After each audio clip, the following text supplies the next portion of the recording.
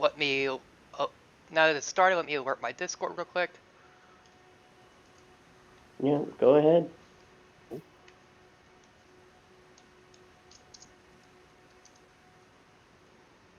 Yeah, good morning, DKF. Good morning. Good morning.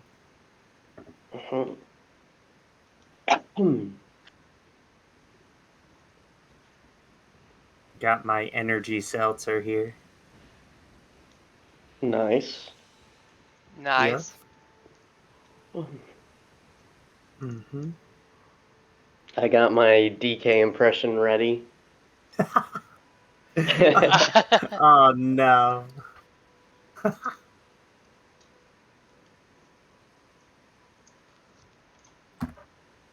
All right. I word the Discord now. Let's just do. Hey, I word the Discord now. Let's just do. Hey, I word the Discord now. Let's just do. Okay, say something. Okay, say something. Something. Something. Something. Something. Something times two. Something. Times two. Something. Thing of some. Okay, we're good. Okay, we're good. We're good to start. The stream registers you both. All right. Cool. All right. So why don't you introduce yourselves? Yeah. Hey everyone, I'm Krebs. I've been hosting tournaments since 2012. Been streaming since around 2015, and been doing my own personal channels for about 3 years now. And have done all kinds of tourneys. Met Ark through in-person Smash events, and big lover of games, and cool shows and everything. That's a bit about me. Right. And I'm DontKillFriends. A lot of people know me as DKF. I did stream for a few months in 2021 at the beginning of it and onward. Been kind of taking a bit of a break, but I mostly play, a lot of RPGs, a lot of, some visual novel games. I streamed the Danganronpa games for a while. Played a wide variety of different games throughout my life, so that's pretty much where my expertise is, just games. All right. Y'all ready to get to the first topic? Yeah, let's do it. All right. First topic is Pokemon Legends Arceus.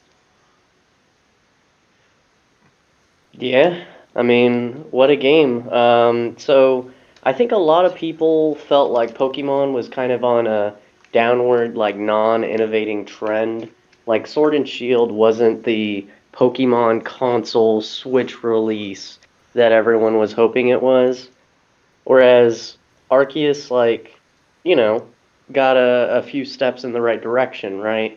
Big, more expansive environments, new catching mechanic, more streamlined way of battling rather than cutscene in and out. That's less jarring.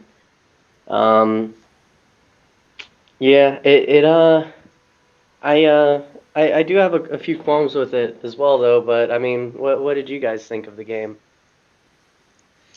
DKF, you go ahead first.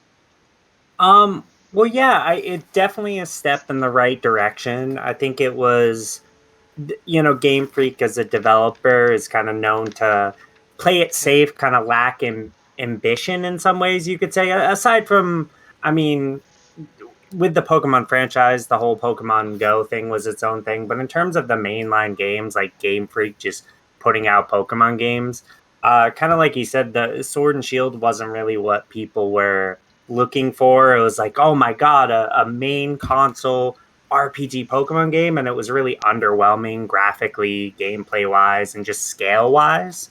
So I think Arceus going to maybe not as true of an open world as some things, but still a open world. You got a good sense of adventure and exploration going on. The mechanics were improved. There's more of a story, and the graphics at least took. There were lacking in textures in certain areas, details, but it still kind of looked generally like a sort of Pokemon Breath of the Wild style, which I thought was pretty cool. And just overall, I could also have some qualms with it as well, but it's definitely a big step in the right direction. Yeah, most definitely. Yeah. For me, it was a pretty fun game. I had some gripes with it, and I also had some things I really enjoyed about it. One of the things I really enjoyed about it was the open world, being able to explore. An open world was very nice, kind of like the wild. It was kind of like the wild area in Sword and Shield, but expanded upon. And I really enjoyed it. I had a few problems with it. I felt like the graphics could have been better.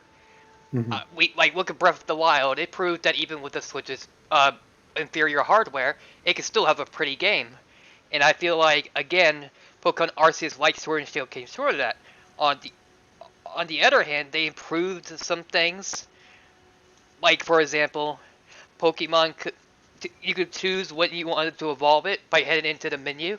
You didn't have to hit the B button over and over every time it tried to evolve. That was Mhm. a good change, and I've overall really enjoyed the game. So yeah, Yeah, Yeah, they definitely nailed it with like quality of life issues like that, like changing moves right in the menu. There's a lot that they got right. definitely. I think just for like some context, not that it matters necessarily what the general public thinks, but it's like when you look at like Metacritic, it's like just the user scores. It's like Sword and Shield has like a 4.6 out of 10, whereas Pokemon Arceus has like a 8.2, which is kind of gives you the idea that yeah, they made a lot of really good quality of life changes, like Greb said, and also it just they made a good game overall. Yeah, and developers do pay close attention to stuff like that, and I really hope that they like implement the same catching mechanics and stuff in future games. Um, and like we've been saying, like there were several good things they did in the right direction. I've been saying like when I was playing through it that like it feels like two steps forward when it could have easily have been three. Hmm. Like Pokemon is a triple A like title, a triple A company, and there's no excuse for there not to be voice acting. Like the Xenoblade games are on the same console, the Switch, and they're way prettier graphics, way more voice acting and storytelling, everything, and they are a way smaller IP than Pokemon, you know? Hmm. Yeah, absolutely, and I would say that that is ultimately where like Arceus does come up shortest. Is if you're saying it for a Pokemon game, they really did a good job. If you're saying it for a JRPG, it seems like a game with limited resources from a company and intellectual property that has limitless resources. So Xenoblade Chronicles, the definitive edition, like not only is that like much longer storytelling wise, much more voice acting, but it's a updated graphically enhanced port from a Wii game. So like the Wii game was that long. So that's an even more limited console, not even Wii U, the original Wii. So it's a more even more limited, and like yes, they made some improvements, etc., but just the scope of that game versus the scope of Arceus, that I think once you start comparing it to other RPGs of wide scope, that's where it kind of really falls short in its potential. for Yeah, for sure. Another yeah, another thing that kind of that go back on your point about there not really being voice acting. That's one of my biggest gripes, honestly. Like for example, in Sword and Shield, you had a character. His name was Piers, and there were segments where he was singing, but all there was text. There was no music really. There was no lyric. He wasn't singing the lyrics or anything, and that just really bothered me to no end. Mhm. Yeah, it's strange. You wonder how they could lack any sort of resources. Like, again, such a huge intellectual property. Yeah, it's kind of I think they're trying to like have as wide of a profit margin. It's like why spend a lot of money when little money still do same trick, you know? Kind of thing. Yeah, yeah, and it's like, I mean, technically, with like Pokemon Go, that's developed directly by Niantic, but it's like Game Freak's been doing every mainline like Pokemon game since the beginning, I believe. So it's like there's no way that they haven't received, a lot of the resources coming from that property. Yeah, I definitely agree with that, and honestly, it's a big disappointment. And I will say, we'll talk more about this game later, because it's up next. But Pokemon Scarlet, and Scarlet and Violet, right? When they announced that, when they announced that, sorry, they announced, oh, it's gonna be open world. I was very surprised because Arceus, don't get me wrong, Arceus is a great game, but it did not even sell close to what Sword and Shield sold. So I'm honestly a little bit surprised that they are going that direction, considering they had more success with Sword and Shield. But I guess good publicity goes a long way. Yeah, I mean, maybe the review scores are leading them like, hey, like because they made it pretty clear that Pokemon Arceus was like more so a side game, like, it wasn't the game where you're going to be battling and everything. It won't be a new generation and all that. So, um what I'm hoping again is that they um, know what they did right, like the things that we were appreciating earlier from Arceus, and repeat those with the new game, like open world catching. hmm it could be that Arceus could be the kind of the actual template, more of a launching ground rather than people being like, yeah, scrap this whole thing. It's like, all right, now they got something to build upon. And like, I did see that, overall, if you exclude digital downloads, like Arceus was one of the best selling video games in like January of 2022. Like, and like for this first quarter of 2022, it's actually sold pretty well.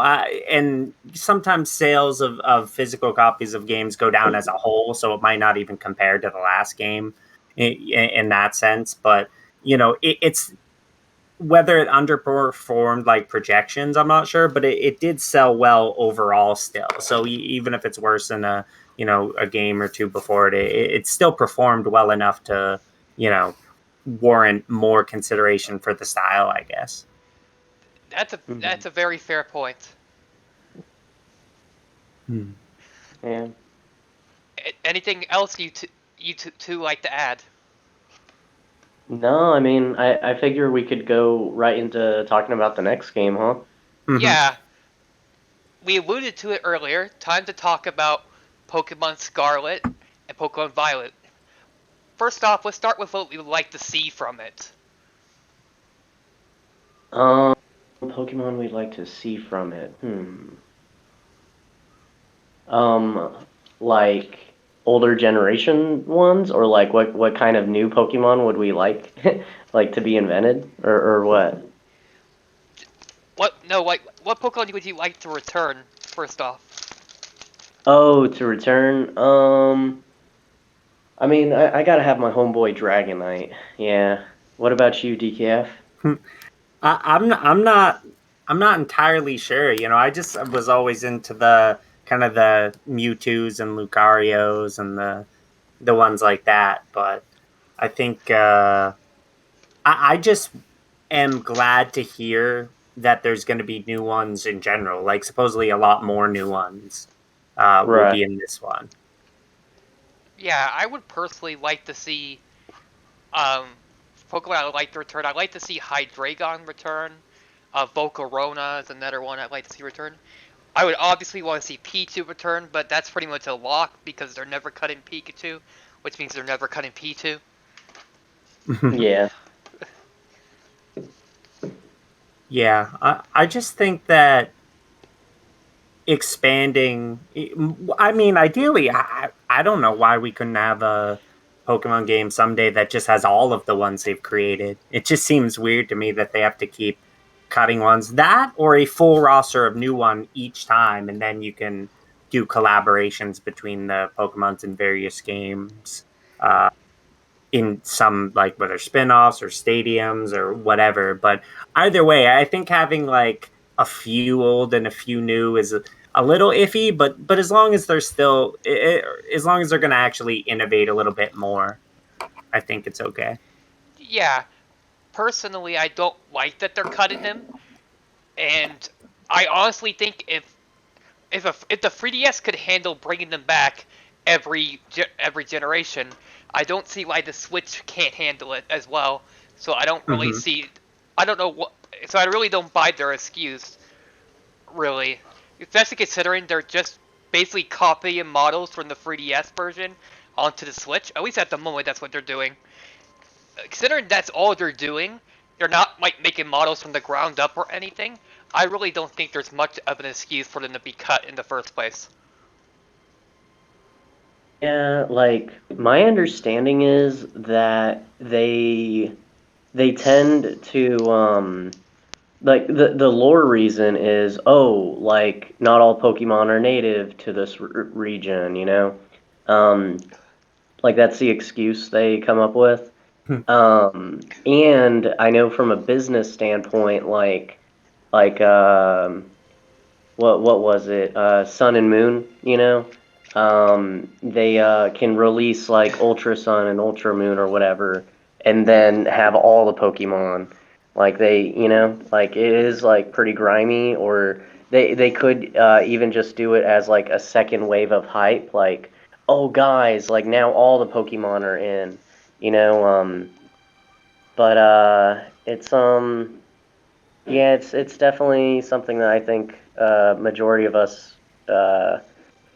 people feel the same way on. That we just wish just all the Pokemon, like why not? And then sure, like in the story, tweak it to where you encounter mostly new Pokemon. Mm-hmm. Yeah, I Yeah, think go ahead.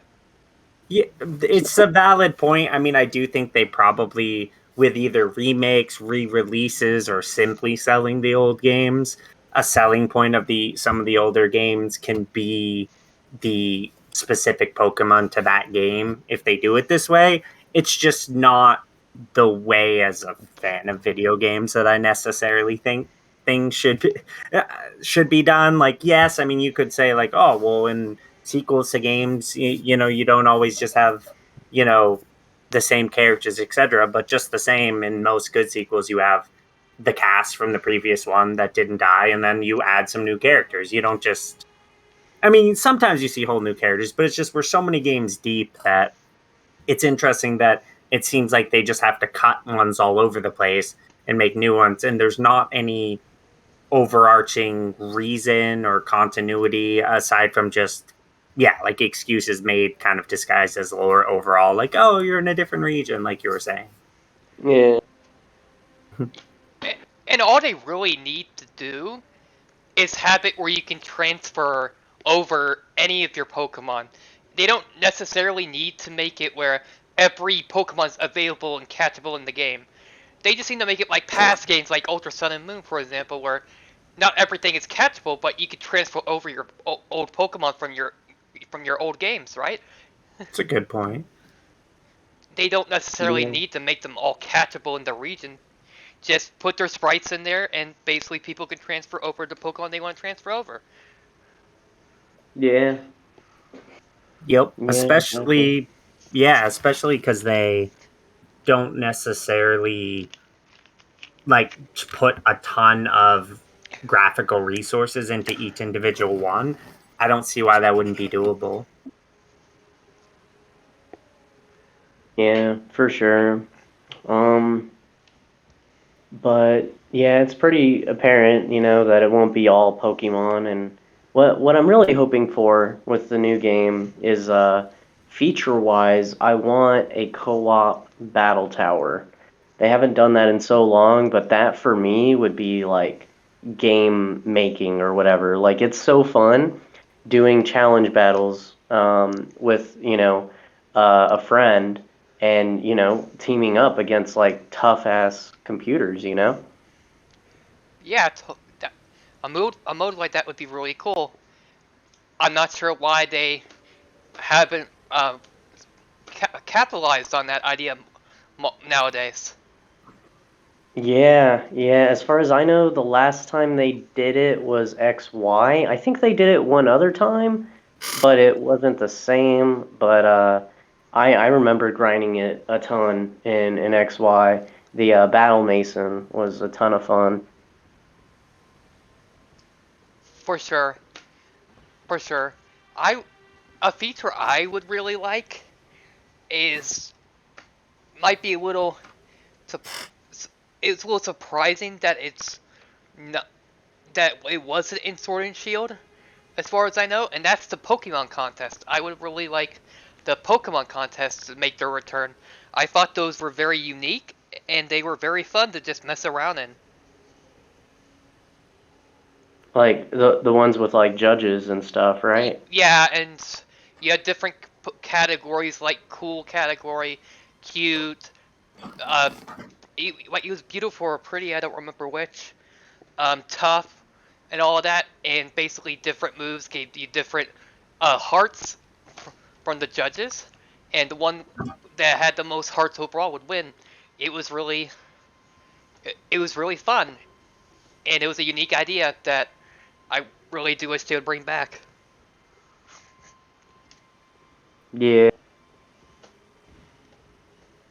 yeah. Yeah, for me, it's kind of like, I don't know if any of you guys like took your, like, how I can't remember exactly how it worked. I think it was a transfer cable or something. I don't know, but you could just like go with your original like Game Boy colors and stuff and like battle against other people's Pokemon if they had caught some as well. Like you could literally like link your Game Boys and play against each other in person.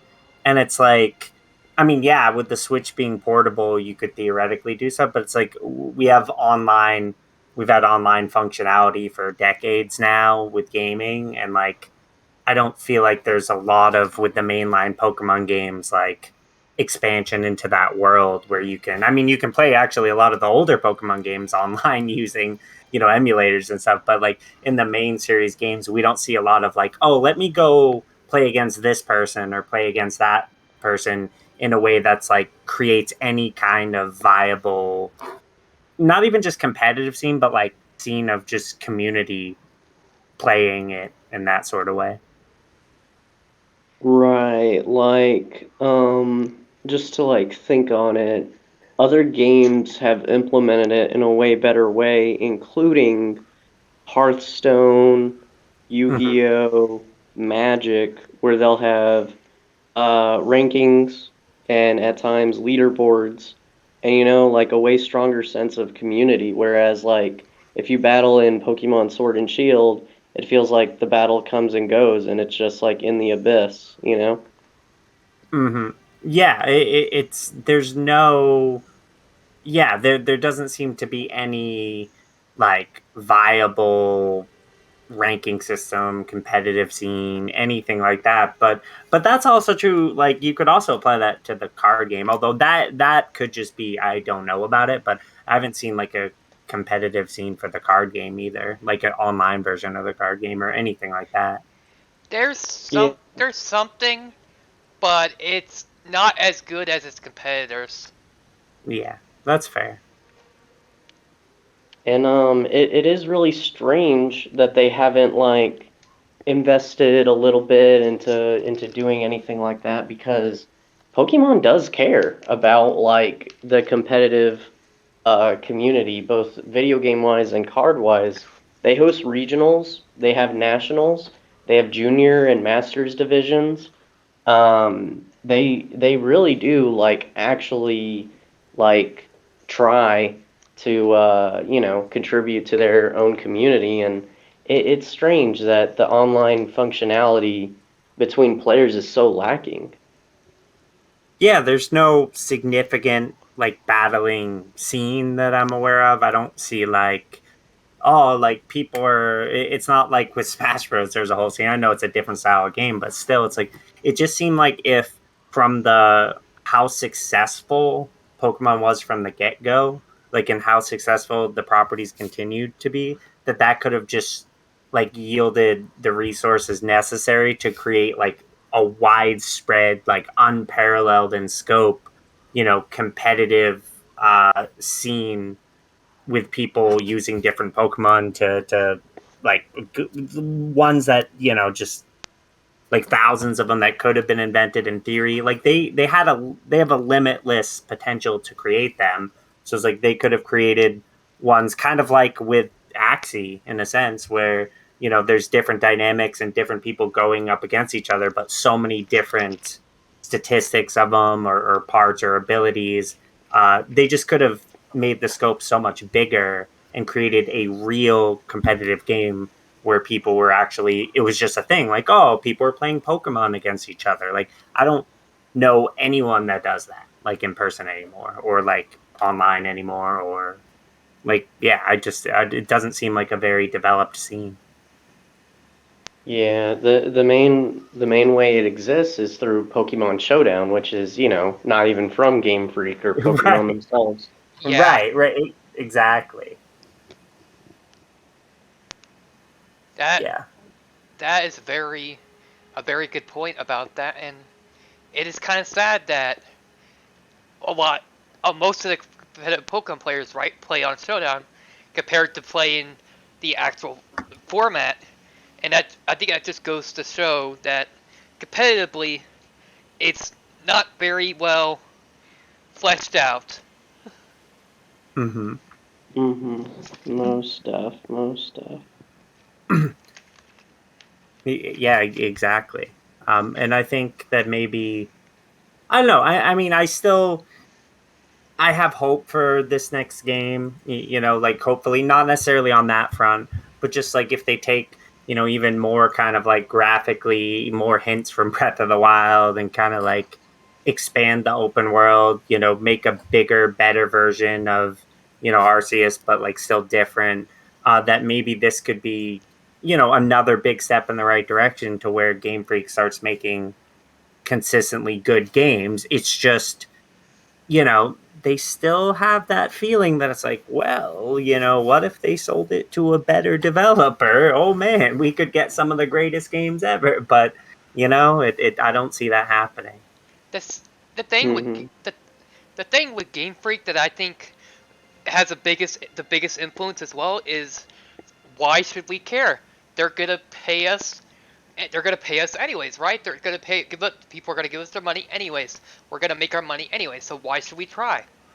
Yep, pretty much. Yeah, yeah, and it's just a shame because like then the art, the video game, the work of art is way lesser than what it could be. Like so many other titles of comparable or even smaller um, like IP intellectual property value. Like Zelda is smaller than Pokemon. At least like Mm. a bit. Um, Pokemon is international. Who doesn't know Pikachu? Like, people still call Link Zelda, you know? That is true. Yeah. I've heard that a So, lot. yeah. So, like, it is really a shame that we haven't gotten that, like, HD open world Pokemon Arceus like game, but with like a bunch of features and community things online and co-op and like all these things that they could do. Like there's no reason why besides like wanting a super tight budget, which it's just a shame. Like they really should like expand the team, give them a bit more dev time, and really like drop a banger. There could be a Pokemon game of the year, but they just are limiting themselves. Exactly. It's kind of like with a lot of cases. I mean, if you're, there's certain JRPGs I've played where it's like, oh, it could have been great. And then, like, if you list the reasons, it's like easier said than done. In this case, it's like, oh, yeah, it'd require a lot of resources, a lot of people working on it. And it's like, gee, they sure, I mean, they've made like over $100 billion literally as like since 1996. Like the Pokemon franchise has netted over $100 billion. It's like they have the resources. Obviously that money's, some of it's reinvested, but clearly not all of it. An interesting fact that a lot of people don't realize, not only do they make a lot of money, but they make the most amount of money a year out of any video game franchise. That includes Mario, which is why it's crazy that they're not putting more money into it. Yeah, it really is crazy. I think if you look at it, I mean, a lot of their revenue is, from licensed merchandise. Obviously, whether it was cards, whether it was, you know, anything, plushies, everything. But it's like the video games themselves still made over, 25 billion. So it's like overall. So it's like they've, hit just home run after home run financially, and not necessarily reinvested that, but it might be because they make more money off of other merchandise than just the games themselves. But they still made so much from the game, so it's really hard to figure out. Okay, another thing I want us to talk about is what gimmick do you think will be implemented into Scarlet and Violet? If you had to guess, by gimmick I mean Mega Evolution, Dynamax, Z moves, etc. Well, let's see. I know another one was terrains. Terrains in Sun and Moon, right? Yeah.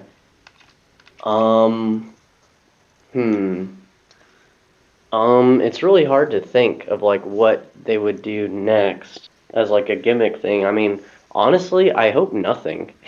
I hope nothing, and they just like make again, more features and stuff, and keep the things that we liked about Arceus. Something I would like to see is pretty much what you said, just cut it entirely. I don't think it adds anything. I think it just makes the game more unbalanced. So I don't even think it's a good thing competitively. And I don't think casual Pokemon fans would care if there wasn't one. I honestly don't think so. I agree. I think I've heard rumors of like transformation gimmicks and further evolution of forms of certain Pokemon, but I'm not really sure how it's going to pan out, and I don't think it's all as necessary as keeping and retaining and refining the core mechanics and expanding upon that. Yeah, most definitely. Something I would like to see improved that I don't think Arceus improved enough is I want to see more trainer customization. I want to see more outfits. I want to see more hairstyles, etc. What would you guys think about that? Yeah, I think Sword and Shield, if I remember right, had a good amount. I think they were kind of parallel and or equal in customization, if I'm remembering right. It's been a while since I played Sword and Shield, but yeah, they haven't really innovated much there.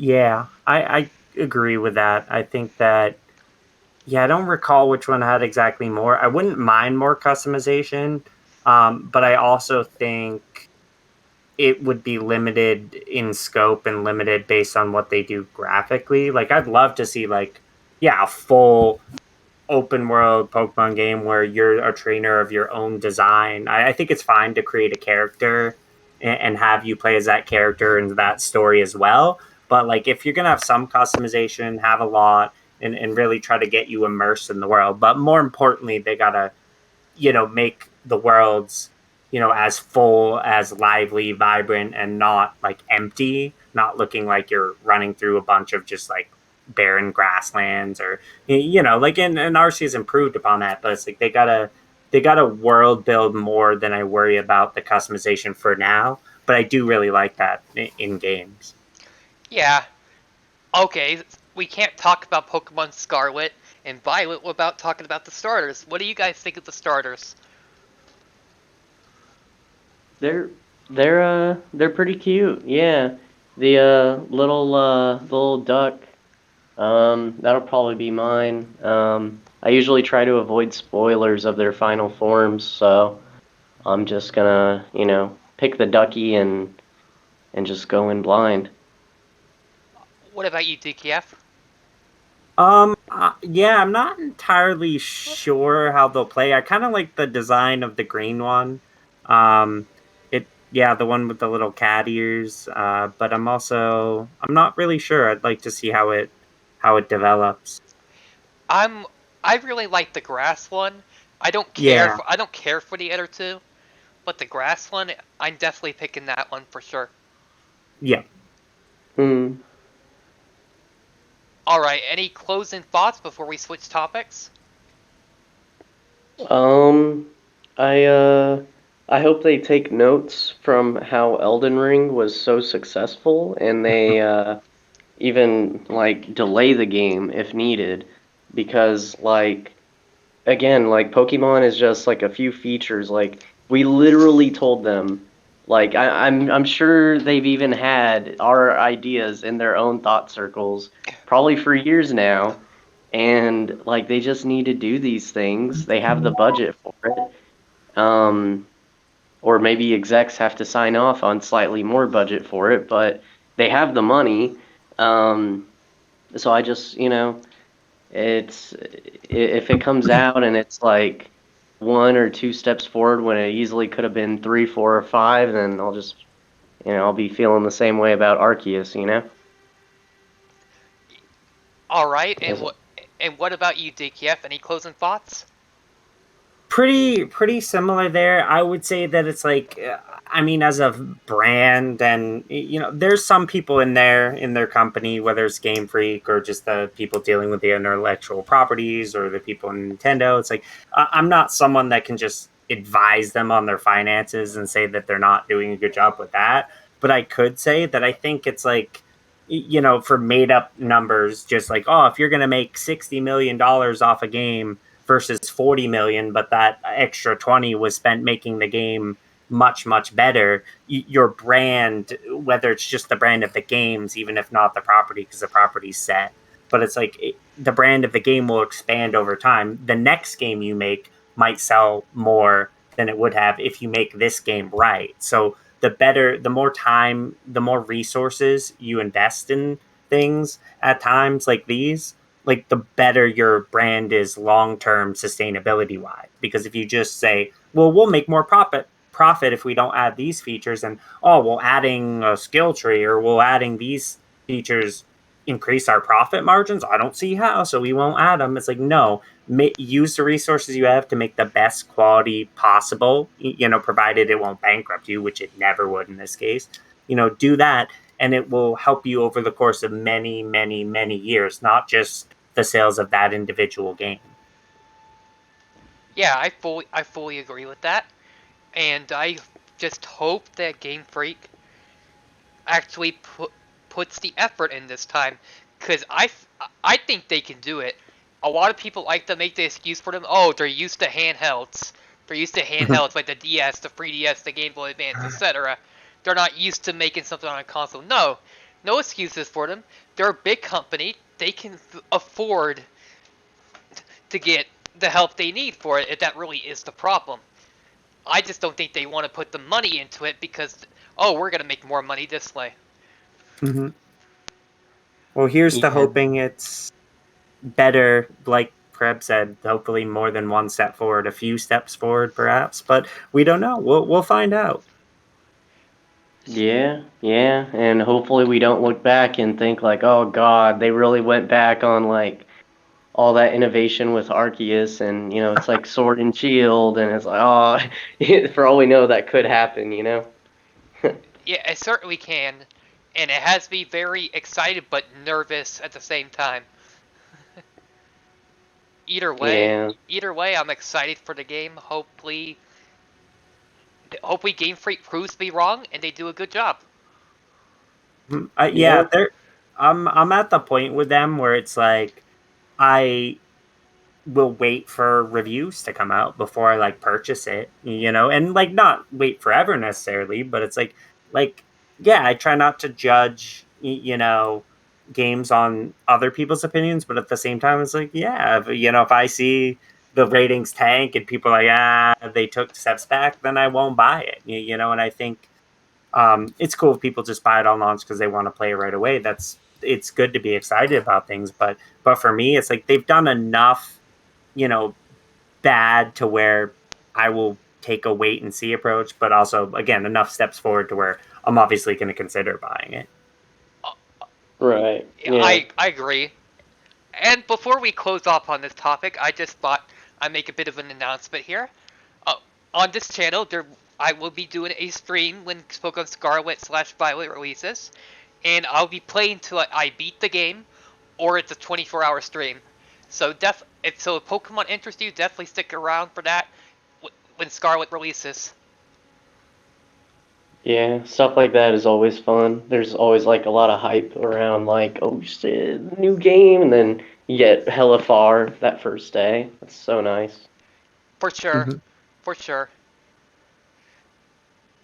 Alright. Well, since, funny enough, Krebs kind of talked about our next game we're talking about. We're talking about Elden Ring. Hmm. Nice. Yeah. So, I was actually talking to DKF about this earlier. I plan on making a review of the game, and I'll like start with a point or two from it. It's a work of art. It really is. The movement and everything is very similar to Dark Souls 3. It is like copy pasted even, and they poured years of development time into the world, into fleshing out the world and making new and unique enemies and stuff. So it's insanely high scope, insanely big. I don't know how the landmass compares to, say, Skyrim and other games, but whatever it is, more or less, it's also incredibly dense. Like there's, all kinds of things on any, like you could comb any like section of the map and find something new, if you breezed by it the first time. Um, so they really knocked it out of the park, and I hope other games take notes about what it did right. So that's what I have to say to start on it. Yeah, I've been playing a bit of Elden Ring myself, and I have to say it's a beautiful game. It's very polished, and it's a very fun game. Even if you're terrible at it like me, it's a really good game. I can't really say much negative about it. What do you think, DKF? Yeah, I mean, it's a perfect example, a complete contrast of what we were just talking about with Pokemon. They took their previous successes and poured a bunch of resources into making the best product they could. I'm not gonna lie, like I actually like differing from Krebs on this. Like, I didn't care about the Dark Souls games a whole lot. Like, I did play some of them. I did like the gameplay of Dark Souls 3, but it's like, I'm a story-driven game person. So it's like, they just weren't immersive enough for me. Like, good games for sure, like, not hating, but like, I didn't really care. Like, but with Elden Ring, it's still not a story-driven game. The lore's there, the storytelling is there, in a limited capacity, but it's still there. But like, the world got me. The RPG elements, the expansive elements. They take like a Dark Souls gameplay and create a huge, completely open world where it's almost what's not there in a ton of storytelling. You also don't almost know when you're doing a quest. Is this the main quest? Is this unless you've looked it up or seen it before? Like, it's so unique in the way it plays and the way it's how immersive the world is, how much there is to do. You can just explore and find stuff. This one sucked me in far more than any Souls game had. I will make a addendum to that. Like, Sekiro Shadows Die Twice is one of the coolest games. Even just watching that is just such a beautiful story, such a really cool game. So that did kind of make me like, oh, all right, FromSoft, like, not bad. But with Elden Ring, it's brilliant. And also, like, I'm not normally one to just I don't just side with popular opinion, for example, but like, so far, Elden Ring's the best selling game of 2022 so far. And in my opinion, it is the best game of 2022 so far. Yeah, and it's a tough one to beat for sure. Mm-hmm. Yeah. We've been gushing over it. I do have a thing or two I can say that they could have done a bit better. Let me guess. For example, let me guess. We're gonna talk about that boss. Okay, I actually wasn't going to say that first, but yes, it is bullshit for a boss to have an infinite range, unblockable attack. Like, okay, all right, that would be okay if it was an optional boss. If it was like, oh, this is like a hidden boss, like, oh, dang. No, this is a main story boss, infinite range on this attack he does, and it's unblockable. Like, it's the biggest roll check of the game, and like, it's oh my gosh. But that's like, I'm not the biggest hater on that because the game does give you resources to over level even if your rolls aren't on point, if you are failing that check. So it's okay. This other thing I do have a bit more of a problem with, and it's that you can easily miss something that is very important for your build, like namely the lightning spear. It's a staple of the Faith build. It is like the main projectile that you need on the build. You want to know how you get it? It's this random knight walking down a trail, and you kill him, and it automatically like gives you a book in your inventory that you then give to someone. And it's the easiest thing to miss because, like, I run past a lot of enemies a lot of the time, and, like, a lot of people do. And it's a very unsuspecting, like, looks a little unique, the knight, not gonna lie, they did, but he looks pretty normal, especially from a distance. And to have something so important tied to an enemy that you could easily overlook, like, nah.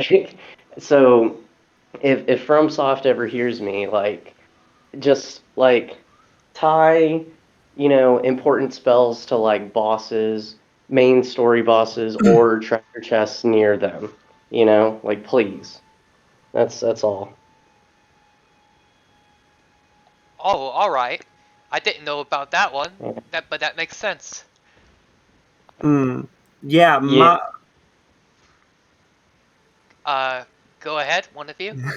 Yeah. So like, my build didn't require that, so I didn't run into that. But I will say that, yeah, there's just things you're not really gonna find unless you look it up if you know you need it. Like, you stumble upon a lot of things by chance, some things by hint, but it isn't really one of those games that you can find everything you need without looking it up. So you could, that's kind of a thing, a different style, but at the same point, making a game this big and ambitious, that's kind of a side effect of it. So I don't find it to be a big fault, but it's something to keep in mind versus some games that kind of lead you to certain items that are important. Kind of like the mimic tier too. It's like you kind of casually find that, and I know they nerfed it, but it's still probably the best ashes in the game, arguably anyway. So you just kind of find that in like an area. Like it's not like this big hyped up thing. I feel like there isn't a true scaling between like how good the weapon is versus where you find it. They could have done that. Again, I'm just like my top 5 or top 10 games of all time are always going to be ones that have a more immersive, voice acted story with a world that has a lot of like people in it to interact with. Like just all there's it's kind of a barren world intentionally. That's kind of the style that From Software does. So I'm okay with it. But that's like for me, that's the biggest thing. Where if it had like a fully immersive story, I would just be in complete awe. But again, still just an impeccable game. Yeah, I can Yeah. go ahead. Um, yeah, I was just gonna add, it is like a pretty neat lore standpoint that they kind of have. Maybe kind of an excuse, but the lore like reason why they don't like tell you a lot of the things and you kind of like really have to read descriptions and stuff is because you're a normal ass dude. You're just a person in this world and you're like planted in there and like if you're a normal person in this world, like you have to find shit out for yourself too. I mean, well, we have school and school systems and all that, but this is, a world where everything's gone to shit and there's monsters and stuff. So, yeah, like you guys see my point. Mm-hmm. It's pretty neat that your character is clueless too, therefore you are as well, you know? Yeah, one thing with this game I will never understand is the people that complain it's hard. It's like, it's a Souls game. Did you expect it to be easy?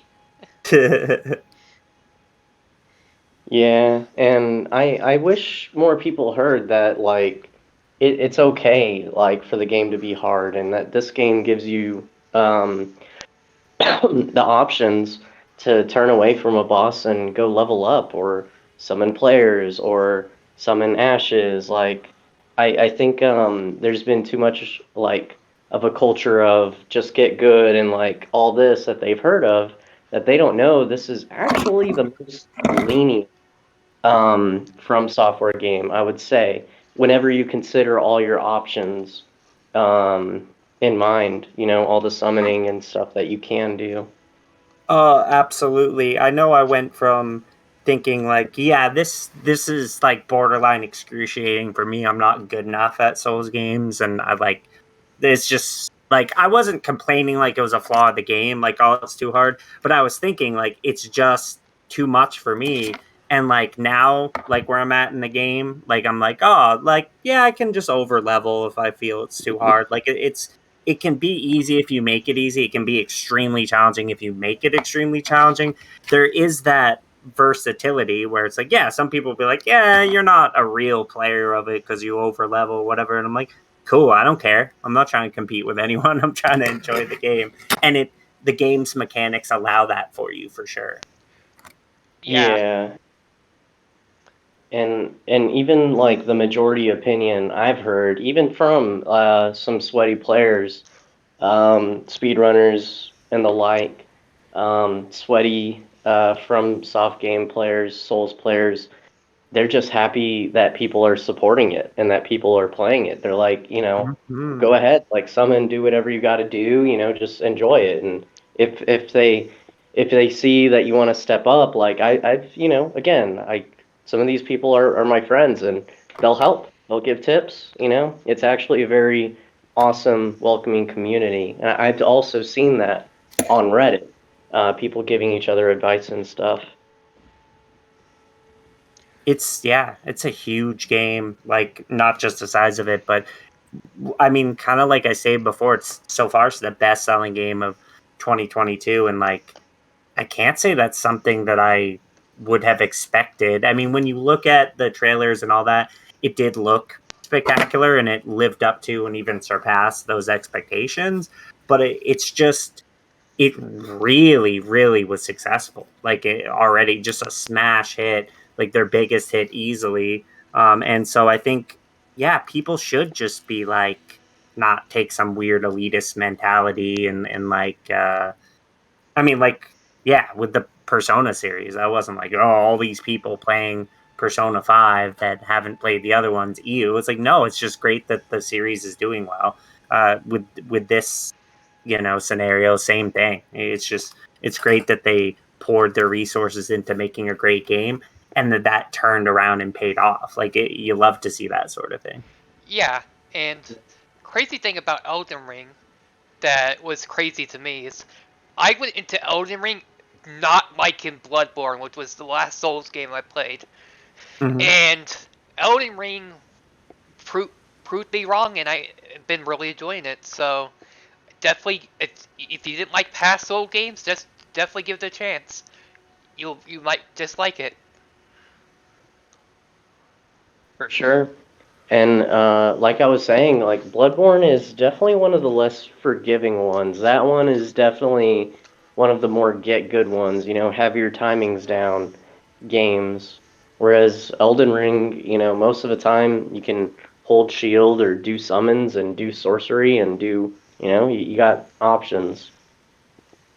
For sure. Lots of builds you can do. Yeah, a lot of options. Like, the hardest part, other than being under leveled at first for me, was just, I just didn't have the right build for myself. It's kind of like, if you're having too hard of a time, try a different build, and then if you really just aren't cutting it at the game, then but want to keep playing, you can go somewhere else, explore. You're not stuck. You don't really get, until the very end, if someone is, you don't get stuck at a particular boss unless you're really just trying to get that item, because you don't have to stay at that boss. You can just go somewhere else, and again, unless you're stubborn, but it's like you can play the game so many different ways. All right. To end off this part of the segment, I want to talk about our builds. So, let's talk about our builds for our characters. Cool. You want to go first, Art? Yeah, my character, when I started out, I picked a samurai, and I'm pretty much building a arcane strength dexterity build with the katana. Krebs, what about you? Nice. I've always been a fan of the Fates builds, namely the Lightning Spear. So I went with that in this game, and I came to find out that it's like, because all the hype is around sorcery, and sorcery is known as like, okay, like that's easy mode, quote unquote. But if you're using a mystic tier, the summon that is like a copy of you, and you have my faith build, that is the strongest and best Ash you can have in the game. It buffs itself, it heals itself, and especially if you put the points into having good armor and health, it lives forever, and it has ranged attacks. Like, it's the best summon you can have in the whole game. So it's like, okay, I'm honestly eager to play New Game Plus with that summon. Really beat like the harder version of everything. That's my faith and strength. Yeah, it's a really honestly OP summon. That's why I've teased you about it before. Yeah. Oh, and DKF, what's your build? My build. So before I actually like got a build, like I was just using like a double Schmittar, and I was like getting killed a bunch. So eventually, like what I ended up doing was I ended up doing like the it's the sword of fire and something. Sword of night and flame. Uh, so I used that build for a while, where you would basically have an LT attack that would launch like fire at them, and then you could do like one where you hit LT and then RB, and it would do like shoot a beam at them. And I would do that. They did nerf that blade because it was really strong. But basically now I'm just running a combination of wing of a Estelle, which has a super powerful beast killing like left trigger attack that summons like orbs and stuff. Really good for beast killing. With combined with a scepter as well, the one you get from the third boss Renala, I believe. I think that's the one I used and upgraded. I use that and use the great. It's not the carrying greatsword, but it's a similar one that's after that, whatever it is.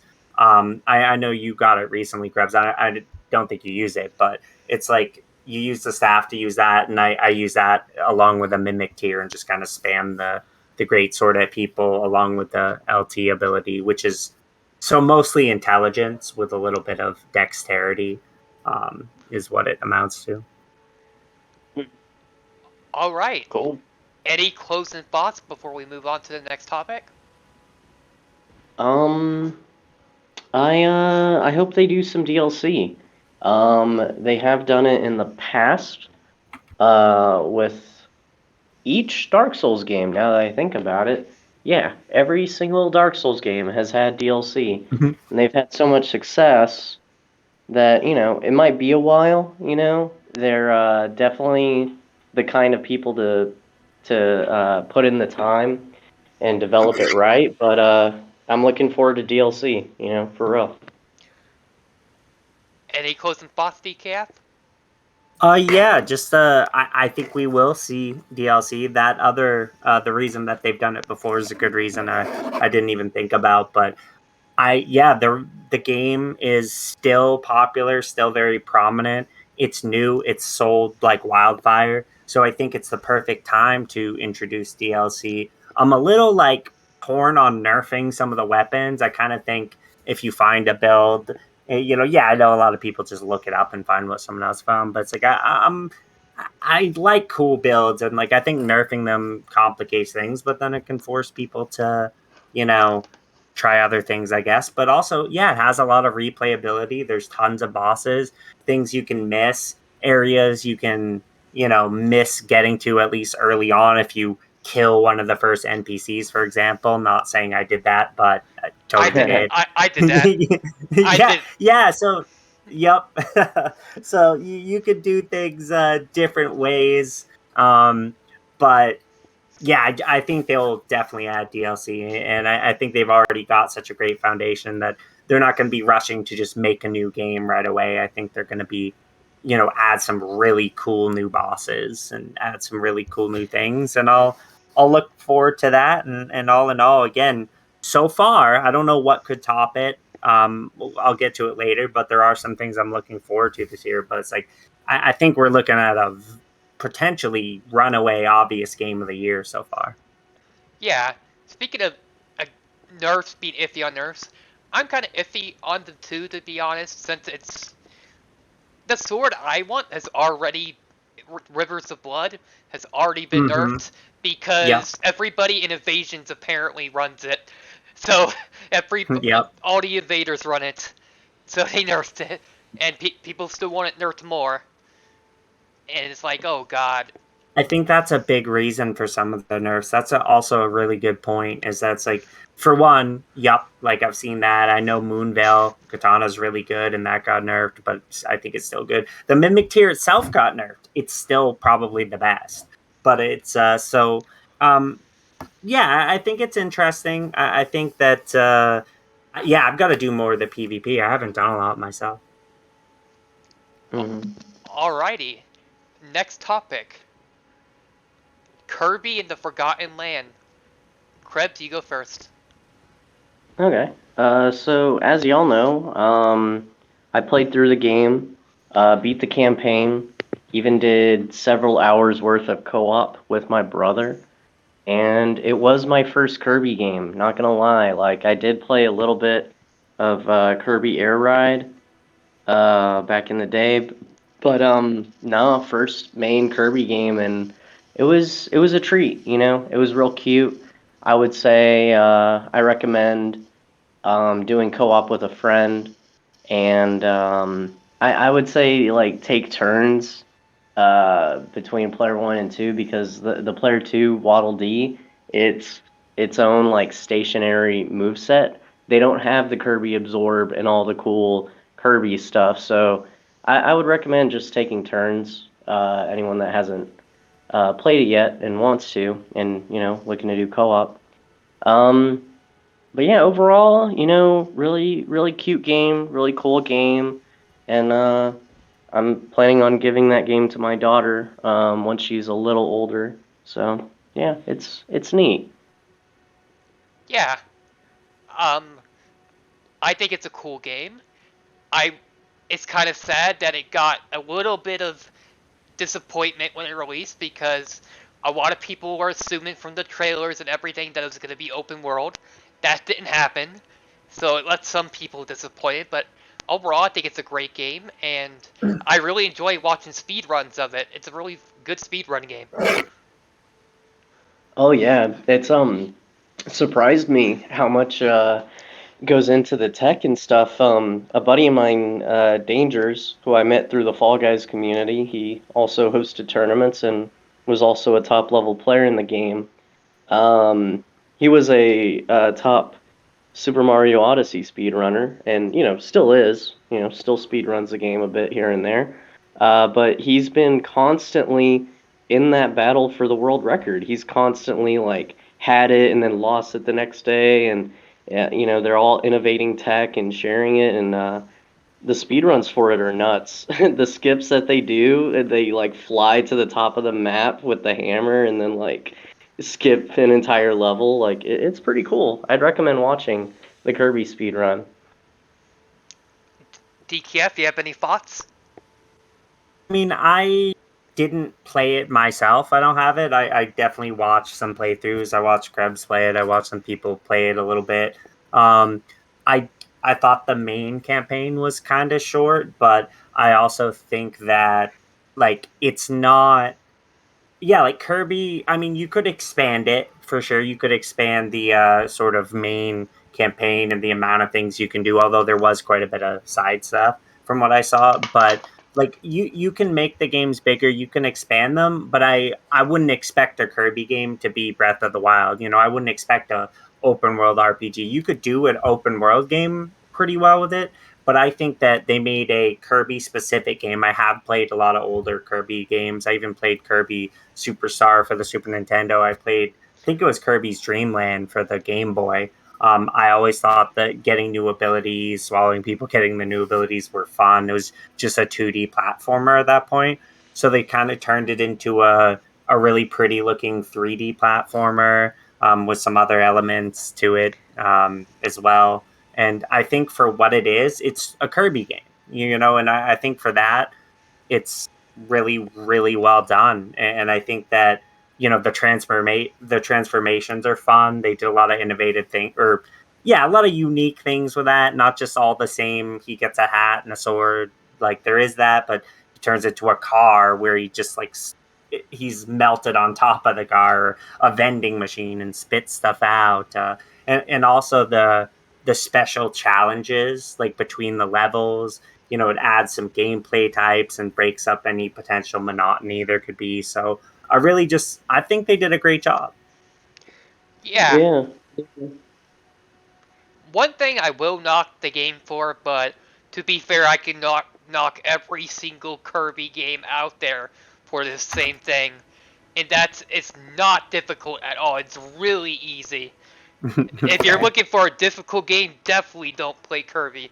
It is one of the easiest games you can play.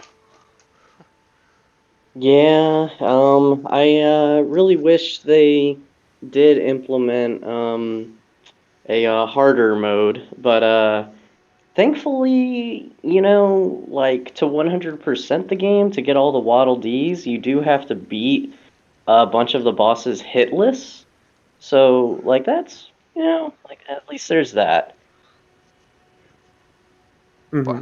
And the speedrunning community, it can't, make up for a lack of difficulty in a game per se, but that's kind of the direction that games like that take. Is it's like, all right, it's pretty easy to beat, but how fast can you do it, literally, and how can you find new tips and tricks to get through that? So as long as the gameplay is good, which it is, I think it's good. It could, because of the community you guys are referencing. Yeah. Yeah, for sure. I bet DKF didn't know this. I'm sure Ark did. For anyone unaware, it's actually pretty interesting. The Kirby speedrunners all run it on breeze mode, on easy mode. Um, and I'm not fully aware, but I would assume that that's because, like, there's less RNG involved with, like, shorter boss fights. So they're, like, minimizing the RNG by making the boss fights shorter. So that's my guess, but pretty interesting that they run it on cool breeze mode, easy mode. I did not know that. Yeah, I knew that, and it's very interesting, but it makes sense because the point you just made, I honestly think that's likely why they do it on Cool Breeze mode, is what you just said. Yeah, because like if you have longer boss fights, then you happen to get this attack pattern that takes forever and you can't hit it, and so I think that's very fair of them to like agree as a community to run it on Cool Breeze or whatever it's called. Yeah, for sure. Mm-hmm. Yeah. Any other if you had to say there was any other cons to the game, what would you say they would be? No, I feel like it's solid for what it was. Um, Kirby itself doesn't necessarily have to be open world. Um, and it's not like Pokemon where it's like a super big IP. Why didn't they do this and that? Mm-hmm. Like, no, for what it is and everything, I feel like they delivered, They really it was a solid one for sure. It won't be in the game of the year argument or Mm-hmm. contention, but it didn't have to be. It just had to be a good Kirby game, and that's what it is. All right. Any closing thoughts before we move on to the next topic? Pretty No? much, yeah, pretty much that. It's like they didn't take the Kirby IP and make, try to compete with everyone else game of the year, which would, for that, it would have been very tough to do. They said, we know what Kirby is. Let's make the best Kirby game we can make with our current resources on this system, etc. And yeah, they did nail it in that regard. Yeah. All right. Next topic. This one was actually requested by Krebs himself. Sonic Frontiers. Well, Krebs, go ahead. Yeah. So it's actually pretty interesting. Like the factors surrounding Sonic right now. They just had a Sonic movie that knocked it out of the park. Biggest grossing video game movie ever. Beating um, Detective Pikachu, beating Uncharted, which did surprisingly well, by the way. Like, Uncharted numbers actually really surprised me. Maybe Tom Holland kind of star power carried the movie a bit, but sales wise. But yeah, so Sonic has a lot of hype around him right now, and they really have a good chance here. Like it seems like they're pouring the resources in. It's a really impressive graphical game, Sonic Frontiers. Um, the trailer looks like it's in-game gameplay, and it is running on like next gen slash I guess current gen consoles, Xbox Series X, PS5. So it's it could be a big chance, like for Sonic to really blow up. I mean, the brand and everything surrounding him is like a sleeping giant right now, and it's like waiting to coalesce around a thing. And Sonic Frontiers could be it. I think they would make even way more money with like a Chow Garden mobile game, you know.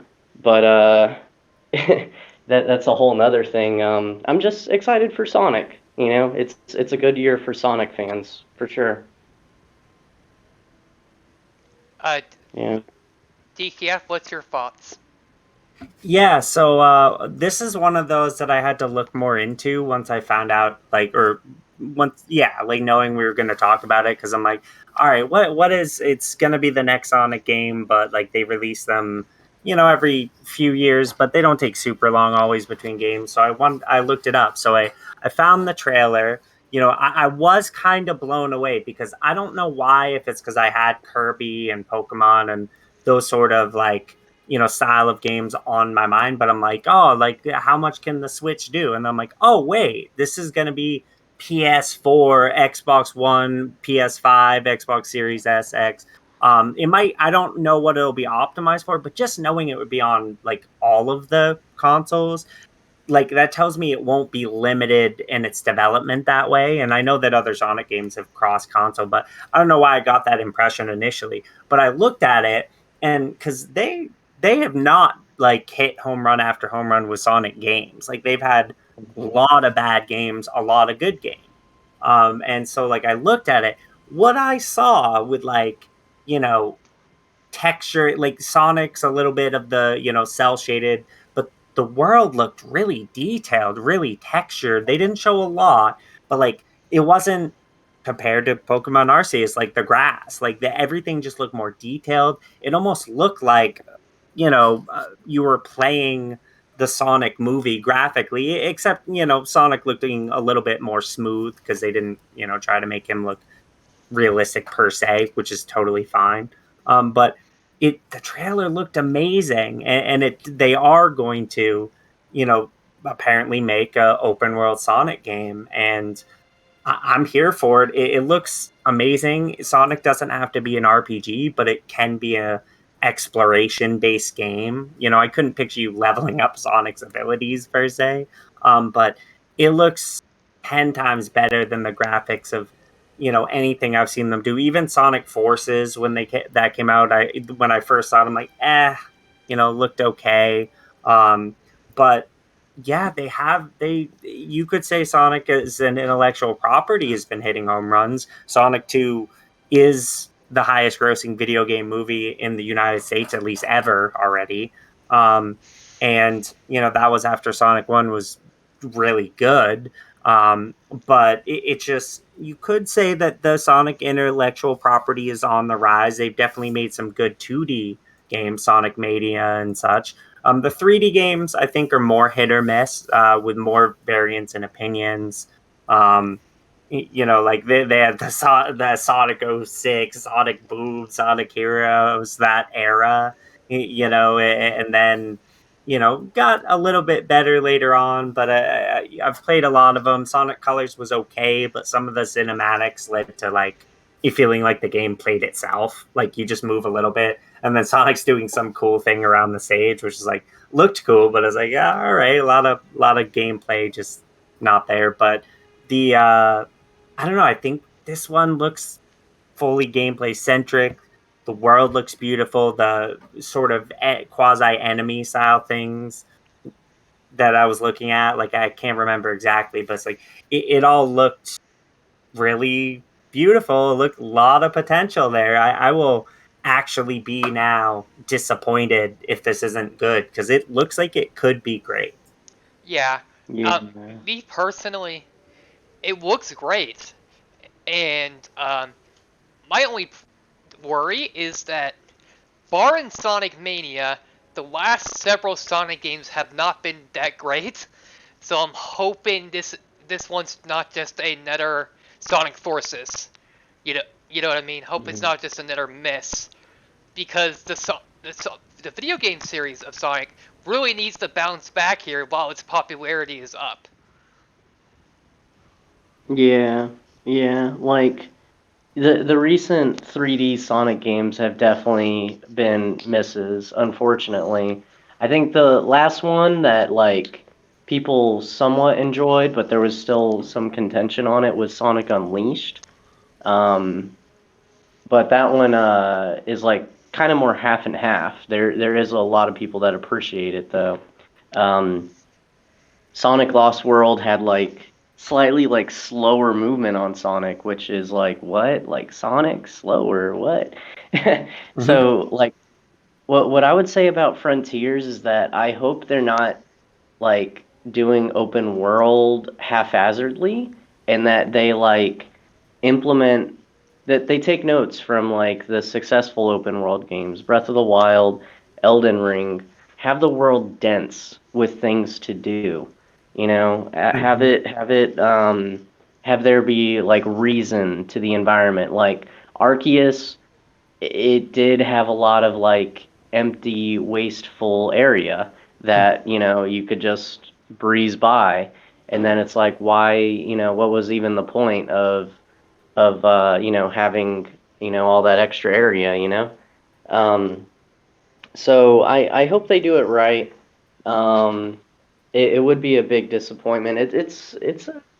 It's a big like turning point in the Sonic IP and Sonic like fandom because this is a real chance. Like the spotlight is on them regardless because of the Sonic movie, and you know I'm sure they're doing great with toys and everything. I mean, heck, I even got like you know Sonic Legos, and those aren't cheap, you know. So so yeah, they're killing it. Just hope they keep succeeding, you know. Mhm. Yeah, for sure. I mean, and like this is, over well over what, 15 years ago, 2 decades ago. I don't even know when Sonic Adventure first came out, but like, it's been a while, but they have shown that the Sonic idea, property, formula can work in a 3D context. It's not like, oh, if you don't have the 2D platforming gameplay, oh god, 1998 it came out. That is just so long ago. But with Sonic Adventure 2, it's like those games were really, you know, they felt great, they felt fun. The story was, nifty for what it was.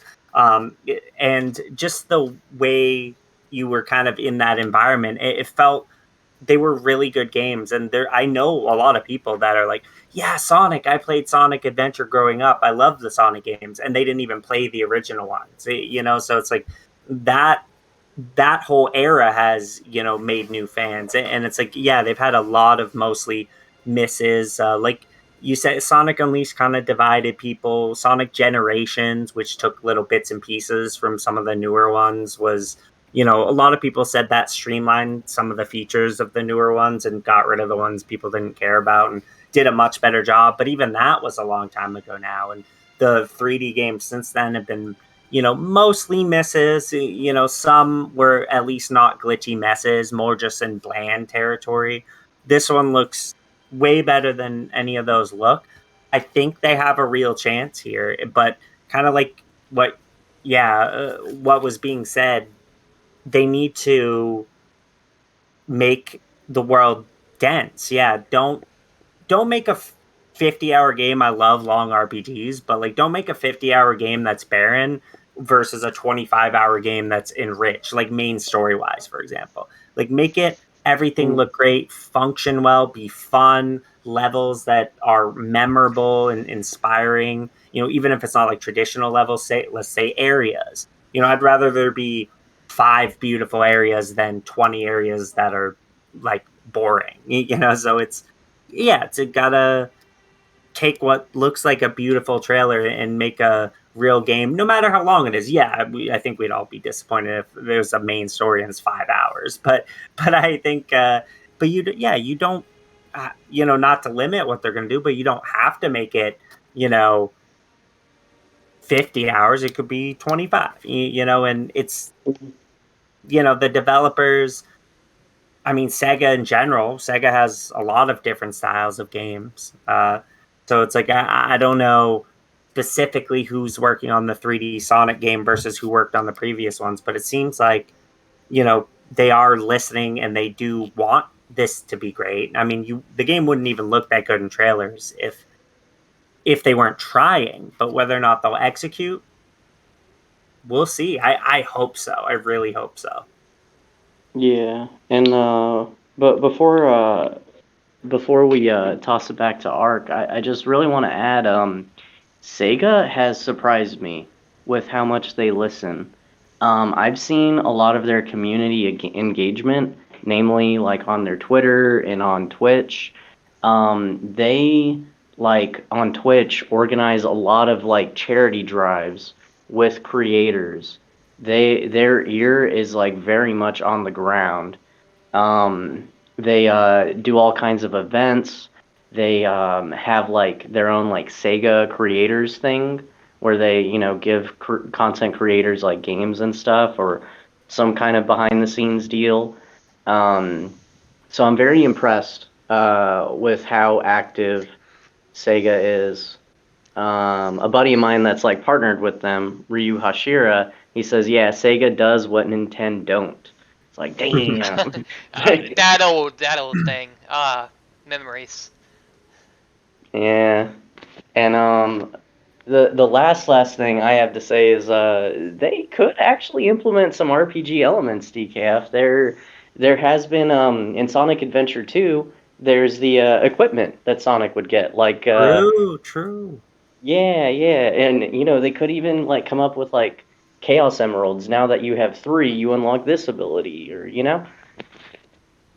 It's really, again, I mean, we can't see too much from one trailer, but it's like, boy, again, that looked beautiful, and the potential's there, and Sega has the resources, and this is their main intellectual property, which hasn't helped things in the past, but I don't know, like it just seems like they've had a lot of periods in their business's history where they didn't hit the markets right, but it seems like they're on fire in that regard for now. If they can finally just release a really beautiful 3D Sonic game, because they can keep releasing some 2D ones, and do okay with that. But it's like, we want another Sonic adventure, essentially, not like the same game, obviously, but it's like the Sonic team, quote unquote. They said they want it to be as influential as Sonic Adventure, like take a whole nother step. Like Sonic Adventure totally changed the Sonic whole, like how it was viewed from a gaming perspective. I was gonna say it changed its direction in history, but I mean the Dreamcast still didn't succeed too well. But still, a lot of people look back on that game as a great game, and if they can, now they're not dependent on console sales. They're just software.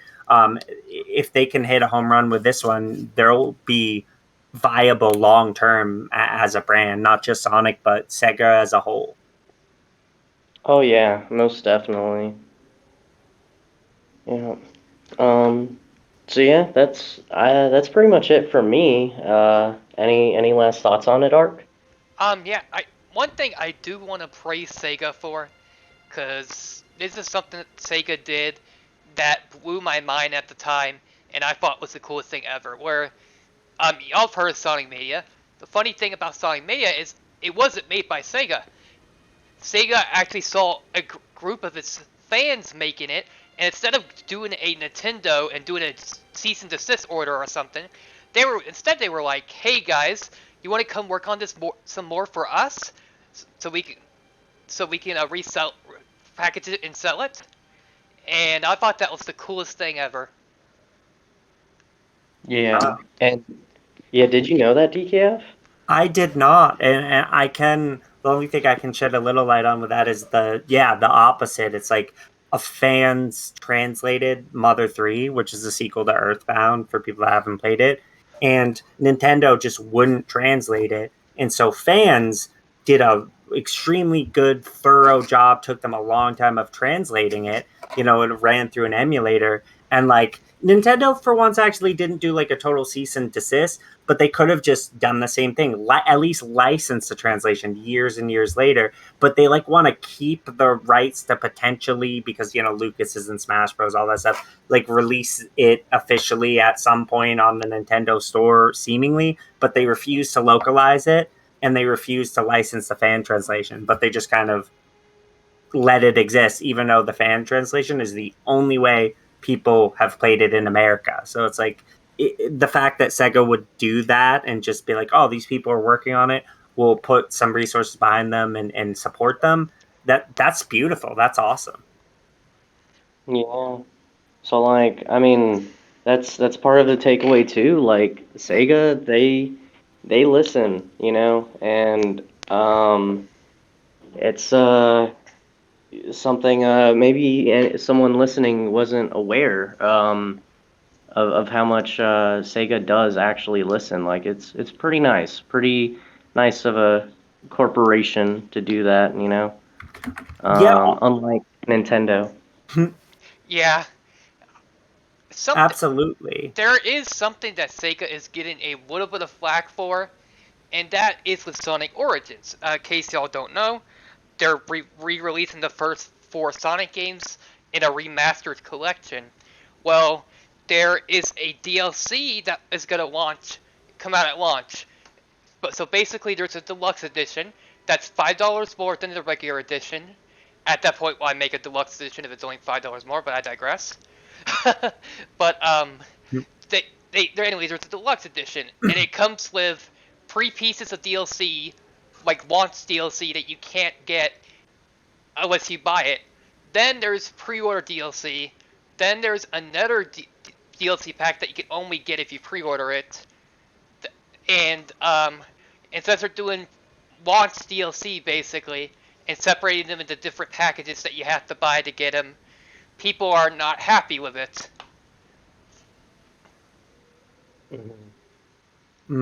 I see. I mean, it is hard to avoid taking, at least some flack with different attempts to, release things in certain ways that make money. Uh, I would. I was gonna add in regards to Sega as a company too. It's like while they don't, release consoles anymore, it's like they obviously own their own intellectual properties, but they also own now other developers. So it's like, I mean, Atlas, the developer of Persona, the whole Persona series, the whole Shin Megami Tensei series, and several other RPGs, one of my favorite game makers.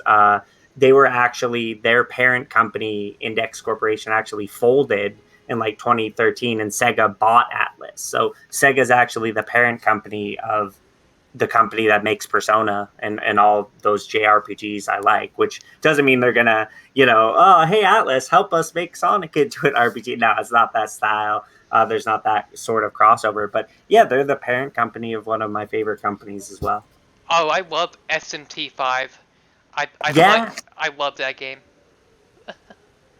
Exactly. Yeah, it's a great series and great game development company. But yeah, and also as far as companies doing things that people don't like, I mean, yeah, Atlas messed up when Persona 5 first came out because the plot is very thick. They were like copyright striking like videos or streams and let's plays and stuff initially because they're like, no, we don't want it to be spoiled, and then predictably and rightfully that received massive backlash, but they quickly reversed course and supported it being streamed and said, oh, we're sorry, we were just trying to protect spoilers, whatever. And people can call that an excuse, whatever, but they reversed course quick enough to where it actually then became a big stream game like Persona 5 did. Shin Megami Tensei, they stopped making those same mistakes. So it's plausible that if Sega kind of misses the mark on how they package some of their games or DLCs, that they'll just reverse course as they have with, like other things, like even the design of Sonic before the first movie came out. They were flexible on that and said, oh, people were getting tons of feedback about the design. Let's make him look, more like people want. And that contributed to its success. So Yeah. listening to people is important. Nintendo could Mhm. learn a thing or two. You don't say. Yeah. Well, any closing thoughts before we move on to the next topic? No, that's it for me. Yeah, those were pretty much my closing thoughts on it. I hope Frontiers is great. Yeah. All right, our last scheduled topic. Then after that, we'll have the one special topic DKF requested. But before that, our our regular programming final topic: Zelda Breath of the Wild 2. Krebs, let's start with you. Okay. I'm happy to hear they delayed it. I'm actually very happy to hear they delayed it. I don't mind waiting longer for a more polished and finished game. I think it was the developer of that game, or I think it was Satoru Iwata, that said the famous phrase that everyone quotes. Um, a delayed game is eventually great. A rushed game is forever. Damn, I forgot the Forever bad. last. Yeah, forever bad. I guess. Yeah.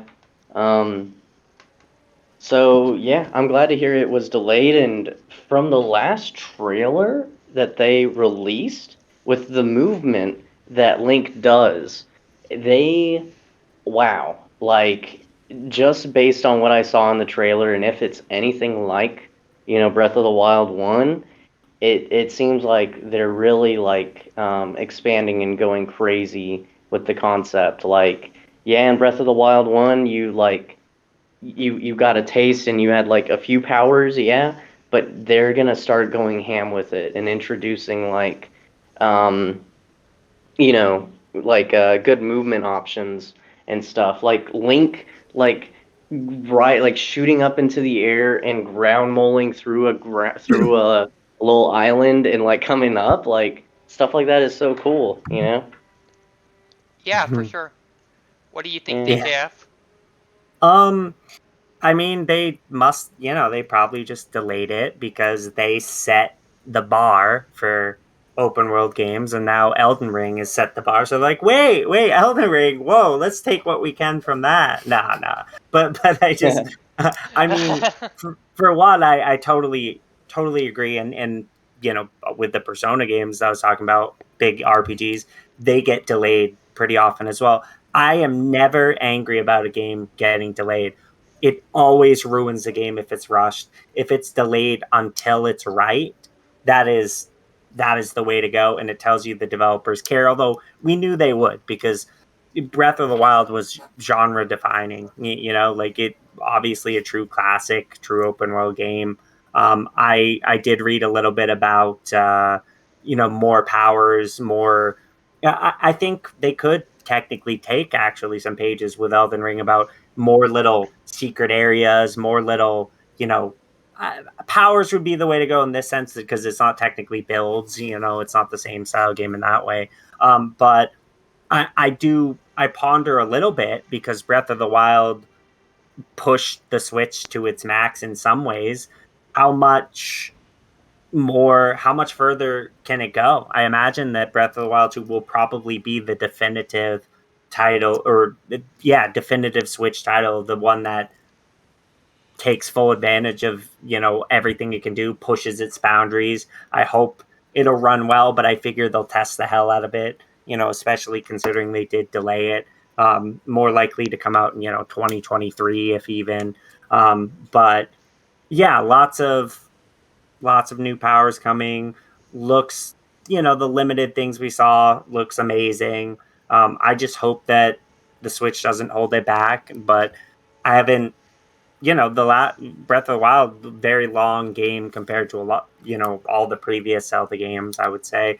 I think they can expand upon it a little, but at the same time, it's the length is right, the main story direction, basically the just the details are what they could add more to. Yeah, just more gameplay elements, but I'm looking forward to it, obviously. One. So, I just want to add real quick, because DKF, you probably didn't know this on the limitation of a Switch. Monolith Soft, the same devs behind Xenoblade and all those. Yeah. Those, as we know, have been amazingly like optimized for the Switch. Monolith Soft is on the team working on Breath of the Wild 2. Oh yeah, I think you actually mentioned it on stream once. I did not remember that. I'm surprised because I absolutely love their games. Because yeah, I mean Xenoblade Chronicles X. We both know that was on the Wii U, and that was considered a limited console, but that was absolutely beautiful, long, open world, vast, beautiful. It just because they pushed the textures, to their max. It's interesting. I just wonder. I think they'll do it right, especially given what you just said. I know they'll do it right, so I just wonder how far they can take this. It's almost like there's just obvious ways to top games with sequels if you can.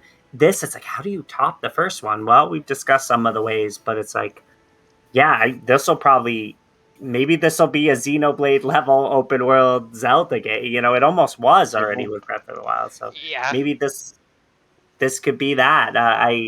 I will definitely, again, one of those huge, releases that I'm gonna be all for. I'm gonna be absolutely wanting that on day one. I won't have to wait for review, like unless I Yeah. hear reviews like, oh, it's actually broken midway through. It's like, nah, like there's no way. Like I'll want that day one.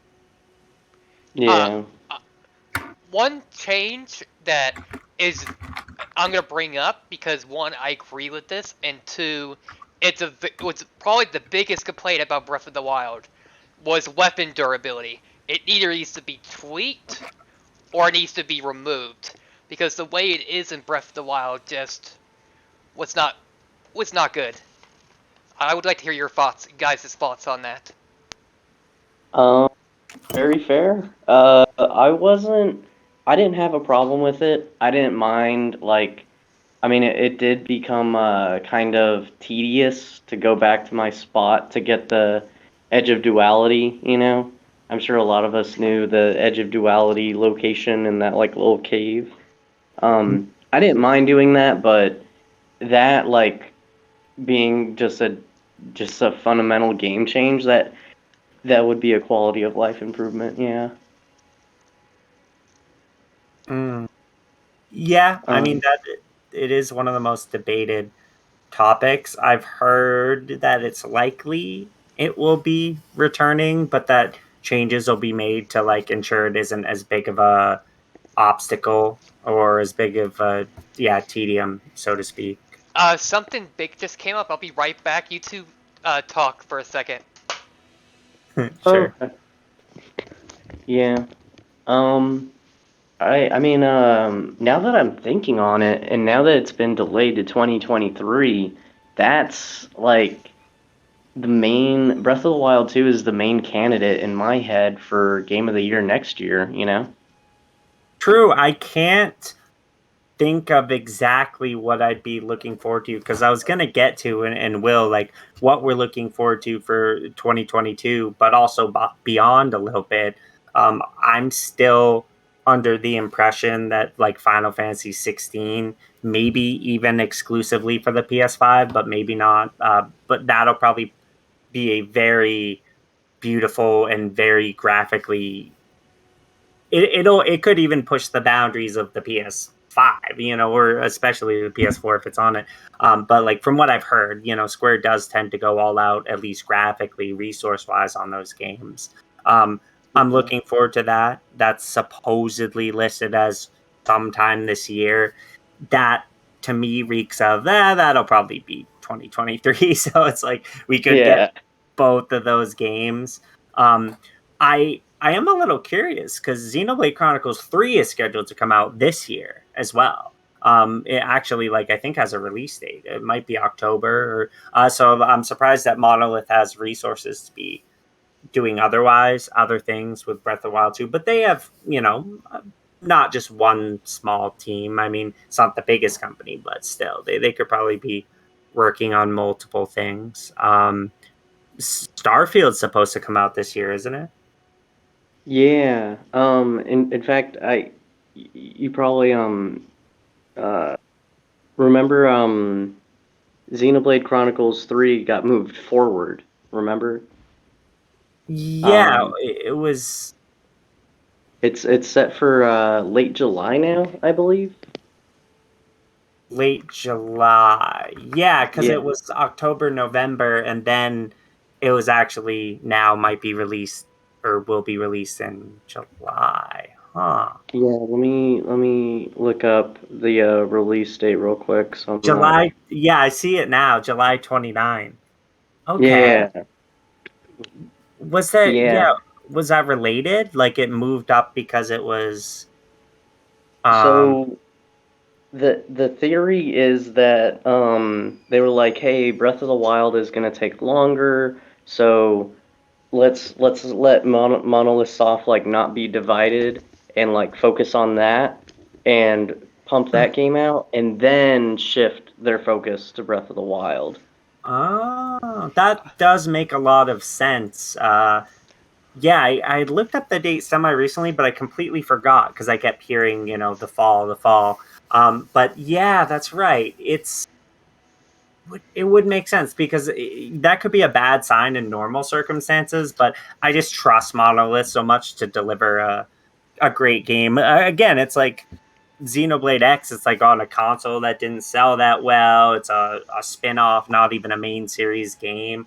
Like I don't even know anyone other I mean other like I guess you could go on Twitch and maybe I don't even know if you'd find someone playing it honestly, but like until Mhm. we had talked about it, I didn't know anyone else that had played it except Mhm. people that learned about it from me.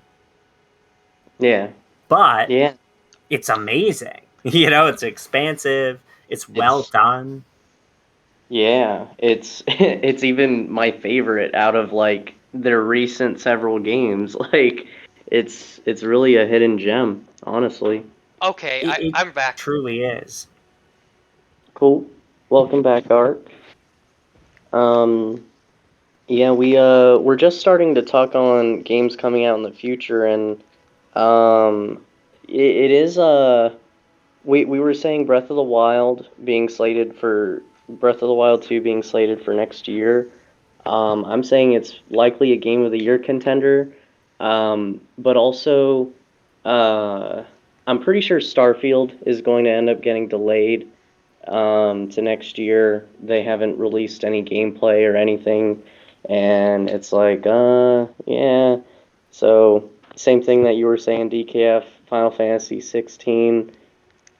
Pretty sure that's gonna get delayed too. So those three games are gonna be the big ones to look out for next year, I would say.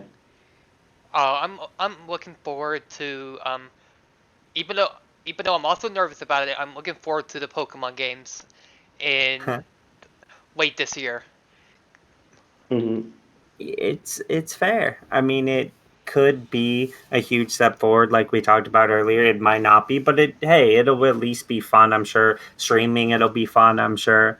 And also, yeah, like additional notes on what kind of I was mentioning earlier with Final Fantasy 16. I mean, it's supposedly like it's nearing completion and a trailer's coming soon, but like we don't even have like a full trailer still, so it's kind of weird. Like supposedly they're polishing it and debugging it, testing it, etc., but you never know when that could turn into a whole like, oh wait a second, like we actually have a lot more to do than we thought, because it doesn't even have an official release window. Again, according to them, it's totally on schedule and will come out this year, but like I just sometimes you get that feeling where it's like, yeah, it's not we're not seeing enough from it to convince me that it'll come out on supposed schedule, even though it doesn't have a definitive date. Yeah. Yeah. Although if they want game of the year, they should just release it on January 1st, Well, then they might have to compete with Breath of the Wild, but it's like competing with Elden Ring is going to be tough. Yeah, for sure. That's gonna be tough. Tough to deal with. But yeah, it's a different style of game. I mean, obviously, somewhat open world, I think it will be. But it's a much more story narrative driven style of game. So I just hope it's good, and hope it's not buggy and all that. But that's really something I'm looking forward to. There's also some niche games I'm looking forward to too. But yeah. Um, what are those niche games that you're looking forward to? So like one for example, I'm not 100% sure. It's coming out on July 28th, but I'm not sure if it's going to be localized super quickly. But so there's this game called Grim Grimoire Once More, and it's a remake, like redrawn kind of remade game of Grim Grimoire, which was like a PS2 game. And what it is, it's a vanillaware game, which means it's like kind of a 2D hand drawn art moving game where you do like spells. It's story driven. But it's from the same company that made Odin Sphere, Dragon's Crown, Miramasa, the Demon Blade, and recently 13 Sentinels. And they had previously like redone the art and remade Odin Sphere, and I played through that on the PS4, and it was absolutely beautiful. So now they're remaking their first game, which is Grim Grimoire. It's like going to be kind of a medieval like spell casting storytelling uh sort of game, but like also be kind of 2D, but it's going to look really like neat because all the art is hand drawn. And that'll be on like PS4, Nintendo Switch, whatever. So I kind of call them niche games because like they have localized a lot of them. They localized that one at the time, but it didn't sell particularly well despite getting great reviews because no one knew about it. But it's the same thing with like Odin Sphere now with 13 Sentinels, still kind of niche, but it's like the games are doing better than they did before in America. So I really love vanillaware games. So I'm actually, if that's localized by the end of this year, which I think it will be, like I'm actually really excited for that. Mm-hmm. Yeah. One game I'm really excited about that we haven't mentioned this whole talk is actually Multiverses. Oh, that comes out this So, year? uh, well, it was slated for this year, but it's looking like they're gonna do another beta test run. Because as far as I can tell, they're wanting to. Well, for starters, for anyone unaware, for anyone listening, Multiverses is this really ambitious project from Warner Bros.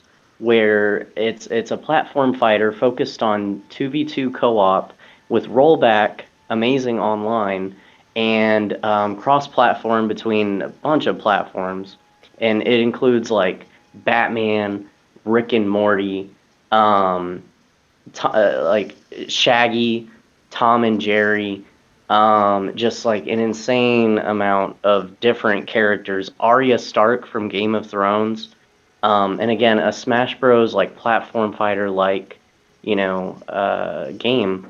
Um, so definitely looking forward to that. I don't see myself like pouring myself into it like I would have back in the day, like with Smash and stuff, but it's looking like a competitor to Smash from a AAA developer that's like also monetizing it with a Fortnite-like model with like free to play, just skins, cosmetics for that cost money. Um, it could be the first like main big competitor because Nickelodeon All Star Brawl, Rivals, these are all smaller, less iconic characters from smaller developers. Well, Nickelodeon could have, but way smaller budget. Um, yeah, so that Multiverses, that's gonna be something to watch out for, I would say. Oh, I'm excited for Multiverses. I'm probably going to be playing as one of the superhero characters. So probably like Batman or Superman or whoever they add. Yeah, I plan on trying out Batman as well as Rick, and maybe another character or two. Yeah, it seems like it could be a very good game. Hopefully, well, if they don't get too greedy with it, it could turn out really well. yeah. Like fingers crossed that that it's purely cosmetic that people would pay for. Um, or it would be justifiable if it's only a starting cast of like 10 characters and then there's like 30 or 40 characters and you'd have to pay for the one that you want. But I hope it isn't like a gotcha thing then, like you have to roll for your character, Like Oh, I hope they Oh oh, do it right. no. no, please, God. Just do the Smash DLC route, but with the free to play, and I think that'd be totally acceptable. Right, right. I mean, like there was a leak that showed something like 35 characters and if I remember right, Street Fighter 5 started with a small cast of like 12 to 16 and then really expanded with DLC. Again, since the game is free to play, I wouldn't knock them for having like half the cast free and then half the cast like you could select and buy whatever character you want. I think that's very fair, you know? Yeah. Please, Yep, as you all said, absolutely. please no gotcha. Please. That's what I'm scared about multiverses the most. Is since it is free to play, that it could be go very, very, very wrong. But hopefully it turns out great. I'm looking forward to it. Yeah, yeah. Hopefully it's really polished and accepted by the competitive community, and I'm willing to bet the developers are willing to throw money and support at their own community. They seem like they're really eager.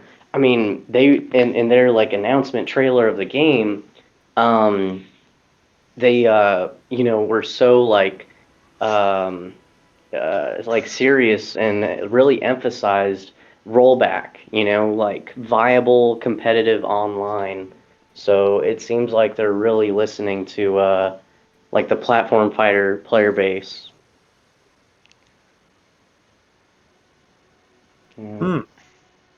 That makes sense. I'm personally like actually not a giant superhero fan. So it's like some of the characters I'm like if they could just like throw in like an anime character or two or someone that like I felt was a little bit like more up my alley, I'd be like more enthused about it. But like I don't think we've got even close to the roster yet. I saw like 10 or 12 and all that. Like I'm not a big DC person. Some of the Marvel stuff's really cool, but I don't know. Like if it's free, I'll definitely play it and see how it plays. If it costs like money to play, if it's five, I don't care if it's 30, 40, upwards of that, which as far as we know it won't be. But like if it was, then I'd like really have to seriously think about it and look up a lot of stuff and see. But if it's free, I'll just try it out, dive in, see if I like the mechanics, and if I do, that'll matter more to me than the roster. I'll just play who I could get good with, if anyone. But I would be so much more hype if they could like because Warner Bros. Does have some anime based properties, so they could get the rights to ones if they thought it was sensible. So if they did that, that'd make it that much more likely that I'd play. Yeah, the thing that concerns me about the game that I just thought up is that they're bouncing around 2v2, um, which makes me think that 1v1 is, if I wanted to play that, is going to be terribly unbalanced. What are y'all's thoughts on this? Um, maybe. I mean, from what I can tell, DKF, I put a leaked roster, by the way, in our little group chat, if you want to see.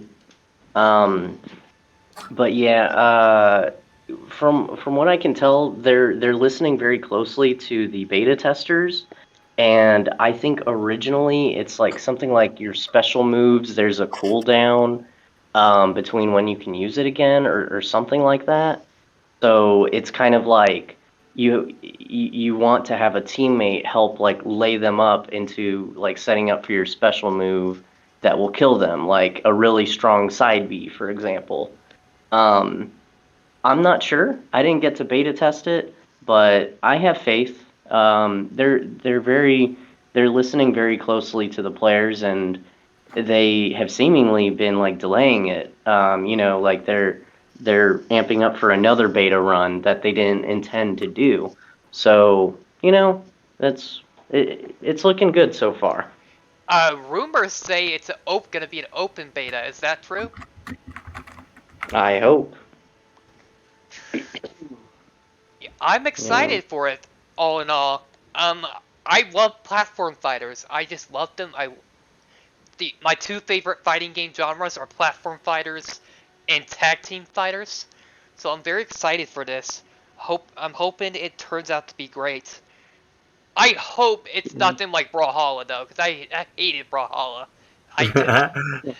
And funny, that's probably the second most successful platform fighter, I like know after it is. Smash. I just hate it. Yeah, yeah, and it would help. I mean, I could be Krebs could definitely correct me if I'm wrong on this, but for the sense that I got with Smash Bros. Even is that despite a massive community surrounding it, it's not necessarily like Nintendo didn't necessarily seem to pour much into supporting that community after develop.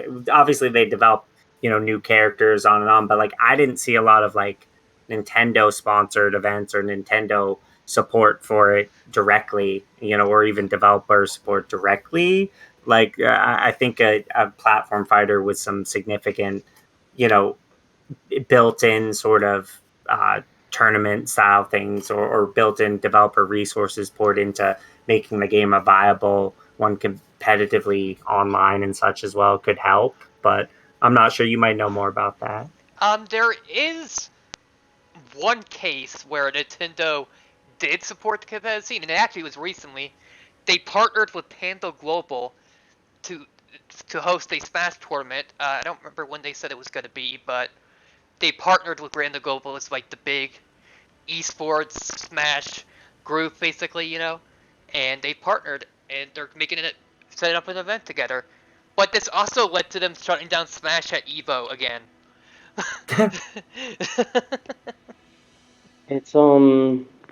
It's it's honestly a thing I could really get into because Nintendo has actually actively tried to shut down events in the past.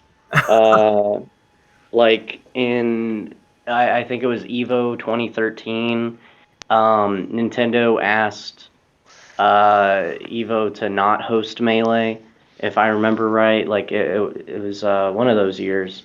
and that Um, and that was the year that it mainly got in because of charity.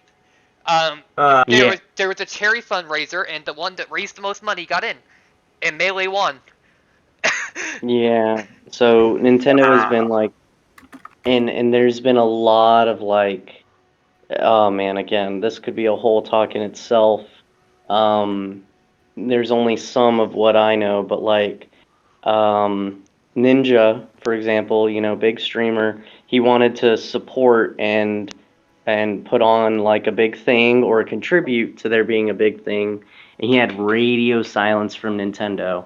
Like he was just like wanting approval to throw a ton of money at a tournament, and just radio silence. And it recently came out that Ninja was intending to throw $500,000 Oh, at Smash. It was either Smash 4 or Ultimate. My memory's getting a little hazy here, but either Smash 4 or Ultimate at Evo, just like bam in the prize pool. Um, but yeah, again, Nintendo has been very hesitant, or in some cases, like actively stopping events from doing their thing. So it's yeah. that was I've heard some of a little bit of that, but like that was the sense I got. But like you're saying, like not only are they not supporting the community, in fact, they're like directly inhibiting the community in some Yes. ways, Yep. which is like that's crazy. It's not necessary, and it goes to kind of what we talked about earlier, where it's like whoa, like they build up like just almost like because of nostalgia and some of the games being great and the properties being great, just mountains of goodwill. And instead of like then pairing that with being like oh, like the friendly game company, we're also the friendly company. They pair it with being like tyrannical about their intellectual property. And it's like, Yeah. come on. Like, how do you get these things wrong? Like, just out of maybe conservative financial ideals, like, just we don't want to spend this, we don't want to, let people use that. Like, it's just whoever's making those decisions is just a bonehead. Like, what? It doesn't make sense. Yeah. So, It's it's only after like so many years of backlash, like they have like partnered with Panda Global for a circuit of tournaments. That's what it actually is, and there's been radio silence on that. That was like several months ago, but people are still like, okay, fingers crossed. This is kind of looking good. Um, but I'm still holding my breath. I'm real hesitant to trust that Nintendo is actually looking to help the community. I've seen years of the opposite. Yeah. yeah. Yep. And I mean, so that could leave a lane open for another genre, another game in the genre, for example, like with Smash to rise up. I mean, I think one of the things All-Star Brawl had some problems, but also like the developers, they were trying to listen and trying to support, but they couldn't like prop up the game. Like if in theory, if Warner Brothers wanted to make this a massive thing with tournaments and incentive for people to play it, like they have plenty of resources. It's just who's going to make the call to allocate it, who has what sway in terms of allocation of resources. Like if they wanted to be like, hey, let's get in this scene and let's compete with Smash, granted they actually make a good enough game mechanically. A game with full developer, full parent company or publisher, I should say, support could rise up. I am looking at the roster, kind of like what LeBron changed. Like some of it's ridiculous, but it varies a lot though, which is cool. Mhm. Yeah, Game of Thrones people, yes, the superhero people, but also Adventure Time people, cartoons. Some classic Warner Bros. Properties, Rick and Morty, that's neat, and Gizmo.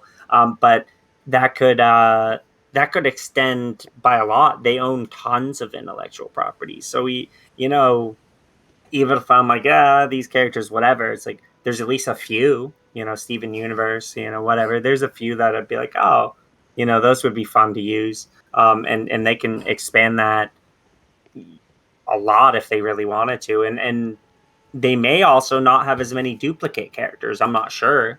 But yeah, there's a potential for a varied moveset. It's just all about the mechanics of the game, though, of course. Does it play well? Is it balanced enough, to where like 90% of the roster doesn't just get like obsolete competitively, and then will they evolve that properly? How will the online be? You did mention rollback netcode, which is super important. I also think Smash Brothers with laggy online and stuff like that, their real online servers for a long time, it's like it's just super laggy. There's been that vacuum, like, and I love Smash Bros. Not as much this, or I didn't get as much involved in the scene, but I just love the way the game is, the characters, especially like the Fire Emblem characters, Shulk, those sorts of people, but just tons of them. It's a great game in many ways, an iconic franchise, but also, boy, have they made many missteps, or has Nintendo with it, in terms of supporting it, and it's grown despite them, seemingly not because of them. So it's, I mean, obviously a lot because of the developers. They did a good job, but I just mean, there's room for other fighting games in the space for sure. Yeah. Something interesting about All Star Brawl that I don't understand is the game itself was low budget, but then after the game releases, Nickelodeon goes, "Oh, here's here's a $250,000 tournament. Here you go." And it's like, why didn't that just go towards the game? Well, the game overperformed expectations. It really did. It got a lot of support from the Smash community and platform fighter enjoyers in general, rivals players, etc. I mean, maybe even some new Nickelodeon players. Um, but it overperformed. And I'd say actually look out for Ludosity's next game. The developers behind Nickelodeon All Star Brawl, because they also made Slap City. That also had rollback, and that was a very small, platform fighter that they themselves originally created. So all I'm saying is like the future is bright. Like there could be a Nickelodeon versus Cartoon Network game, you know? Yeah, hope. And when I think of rollback netcode, I I think of a lot of good things, but then I also think of Street Fighter V's netcode, how it was rollback and it was still terrible. Yeah, what they need is like either expensive servers or if it's peer to peer, then it's okay as long as two people's connection is good with each other. Then it's like feels like offline if the connections are good enough, like Yeah. even across the US, like if it's peer to peer, it's like okay. Yeah. Mhm. Any closing thoughts?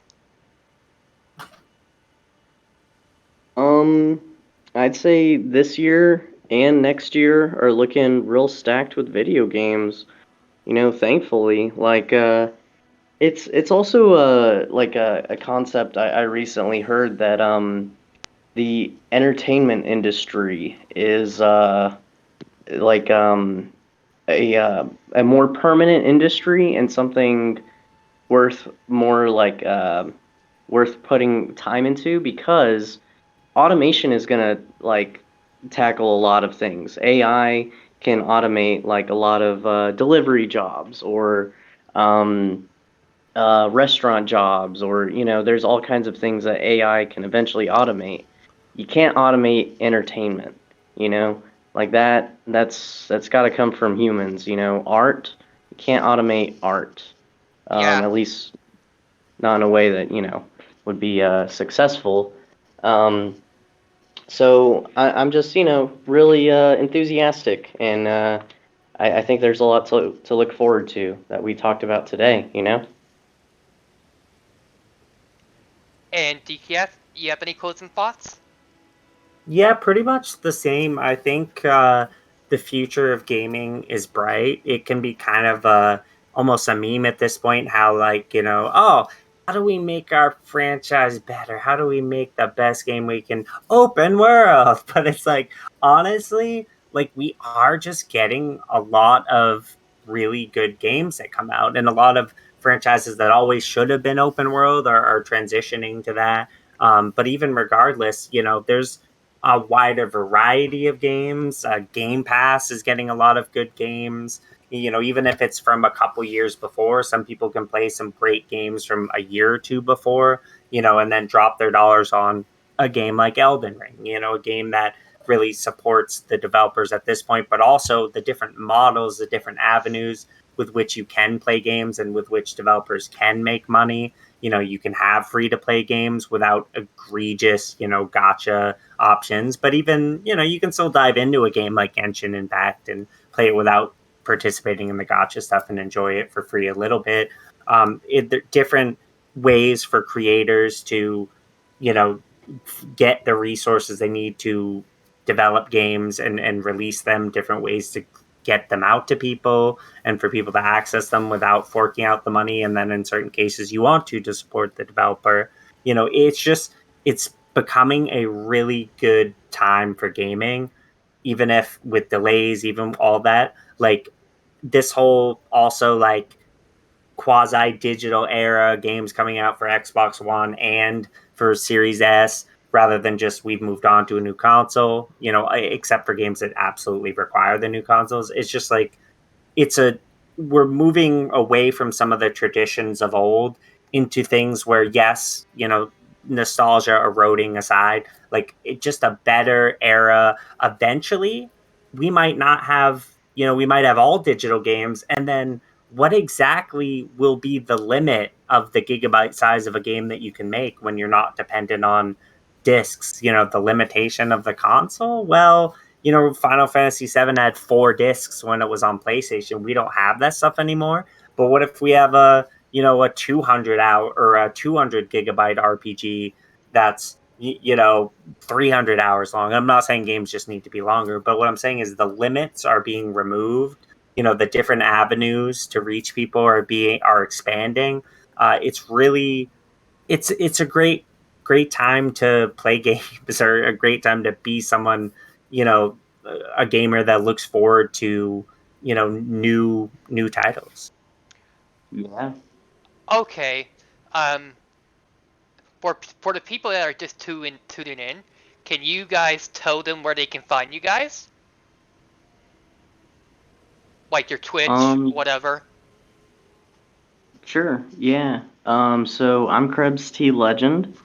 Not only on Twitch, Twitter, but also Instagram, YouTube, and recently TikTok. I am gonna get a few TikToks up soon.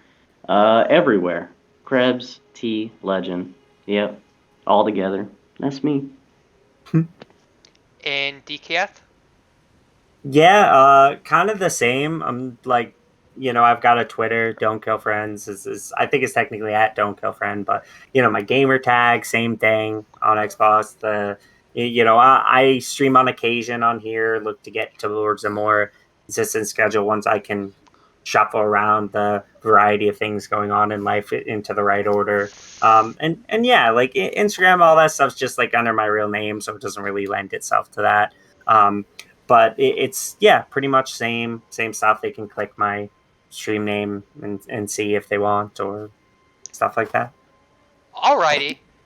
Well, guys, if you wish to watch the podcast later, it will be uploaded to YouTube later. Thank you, DontKillFriends and KrebsTLegend, for joining me. I appreciate you guys. Yeah, appreciate you having us. I was thinking leading up to this, I was like, yeah, perfect. Me, DKF, and Art. That sounds like a fun time. For real. Alright. Well then, this has been Arclight. I hope y'all have a wonderful day. We're gonna raid out. I appreciate every single one of you. And I hope you all have a wonderful day. And again, this will be uploaded to YouTube later. So if you wish to catch it again, you can watch the VOD on Twitch, obviously, but you can also watch it on YouTube. It'll be uploaded there. So it's never lost. But anyways. Yeah. But all right. Have a good night, Ark. DKF. Yeah, see y'all. See you, everyone. Peace out, everyone. Peace out, everybody. Arclight out.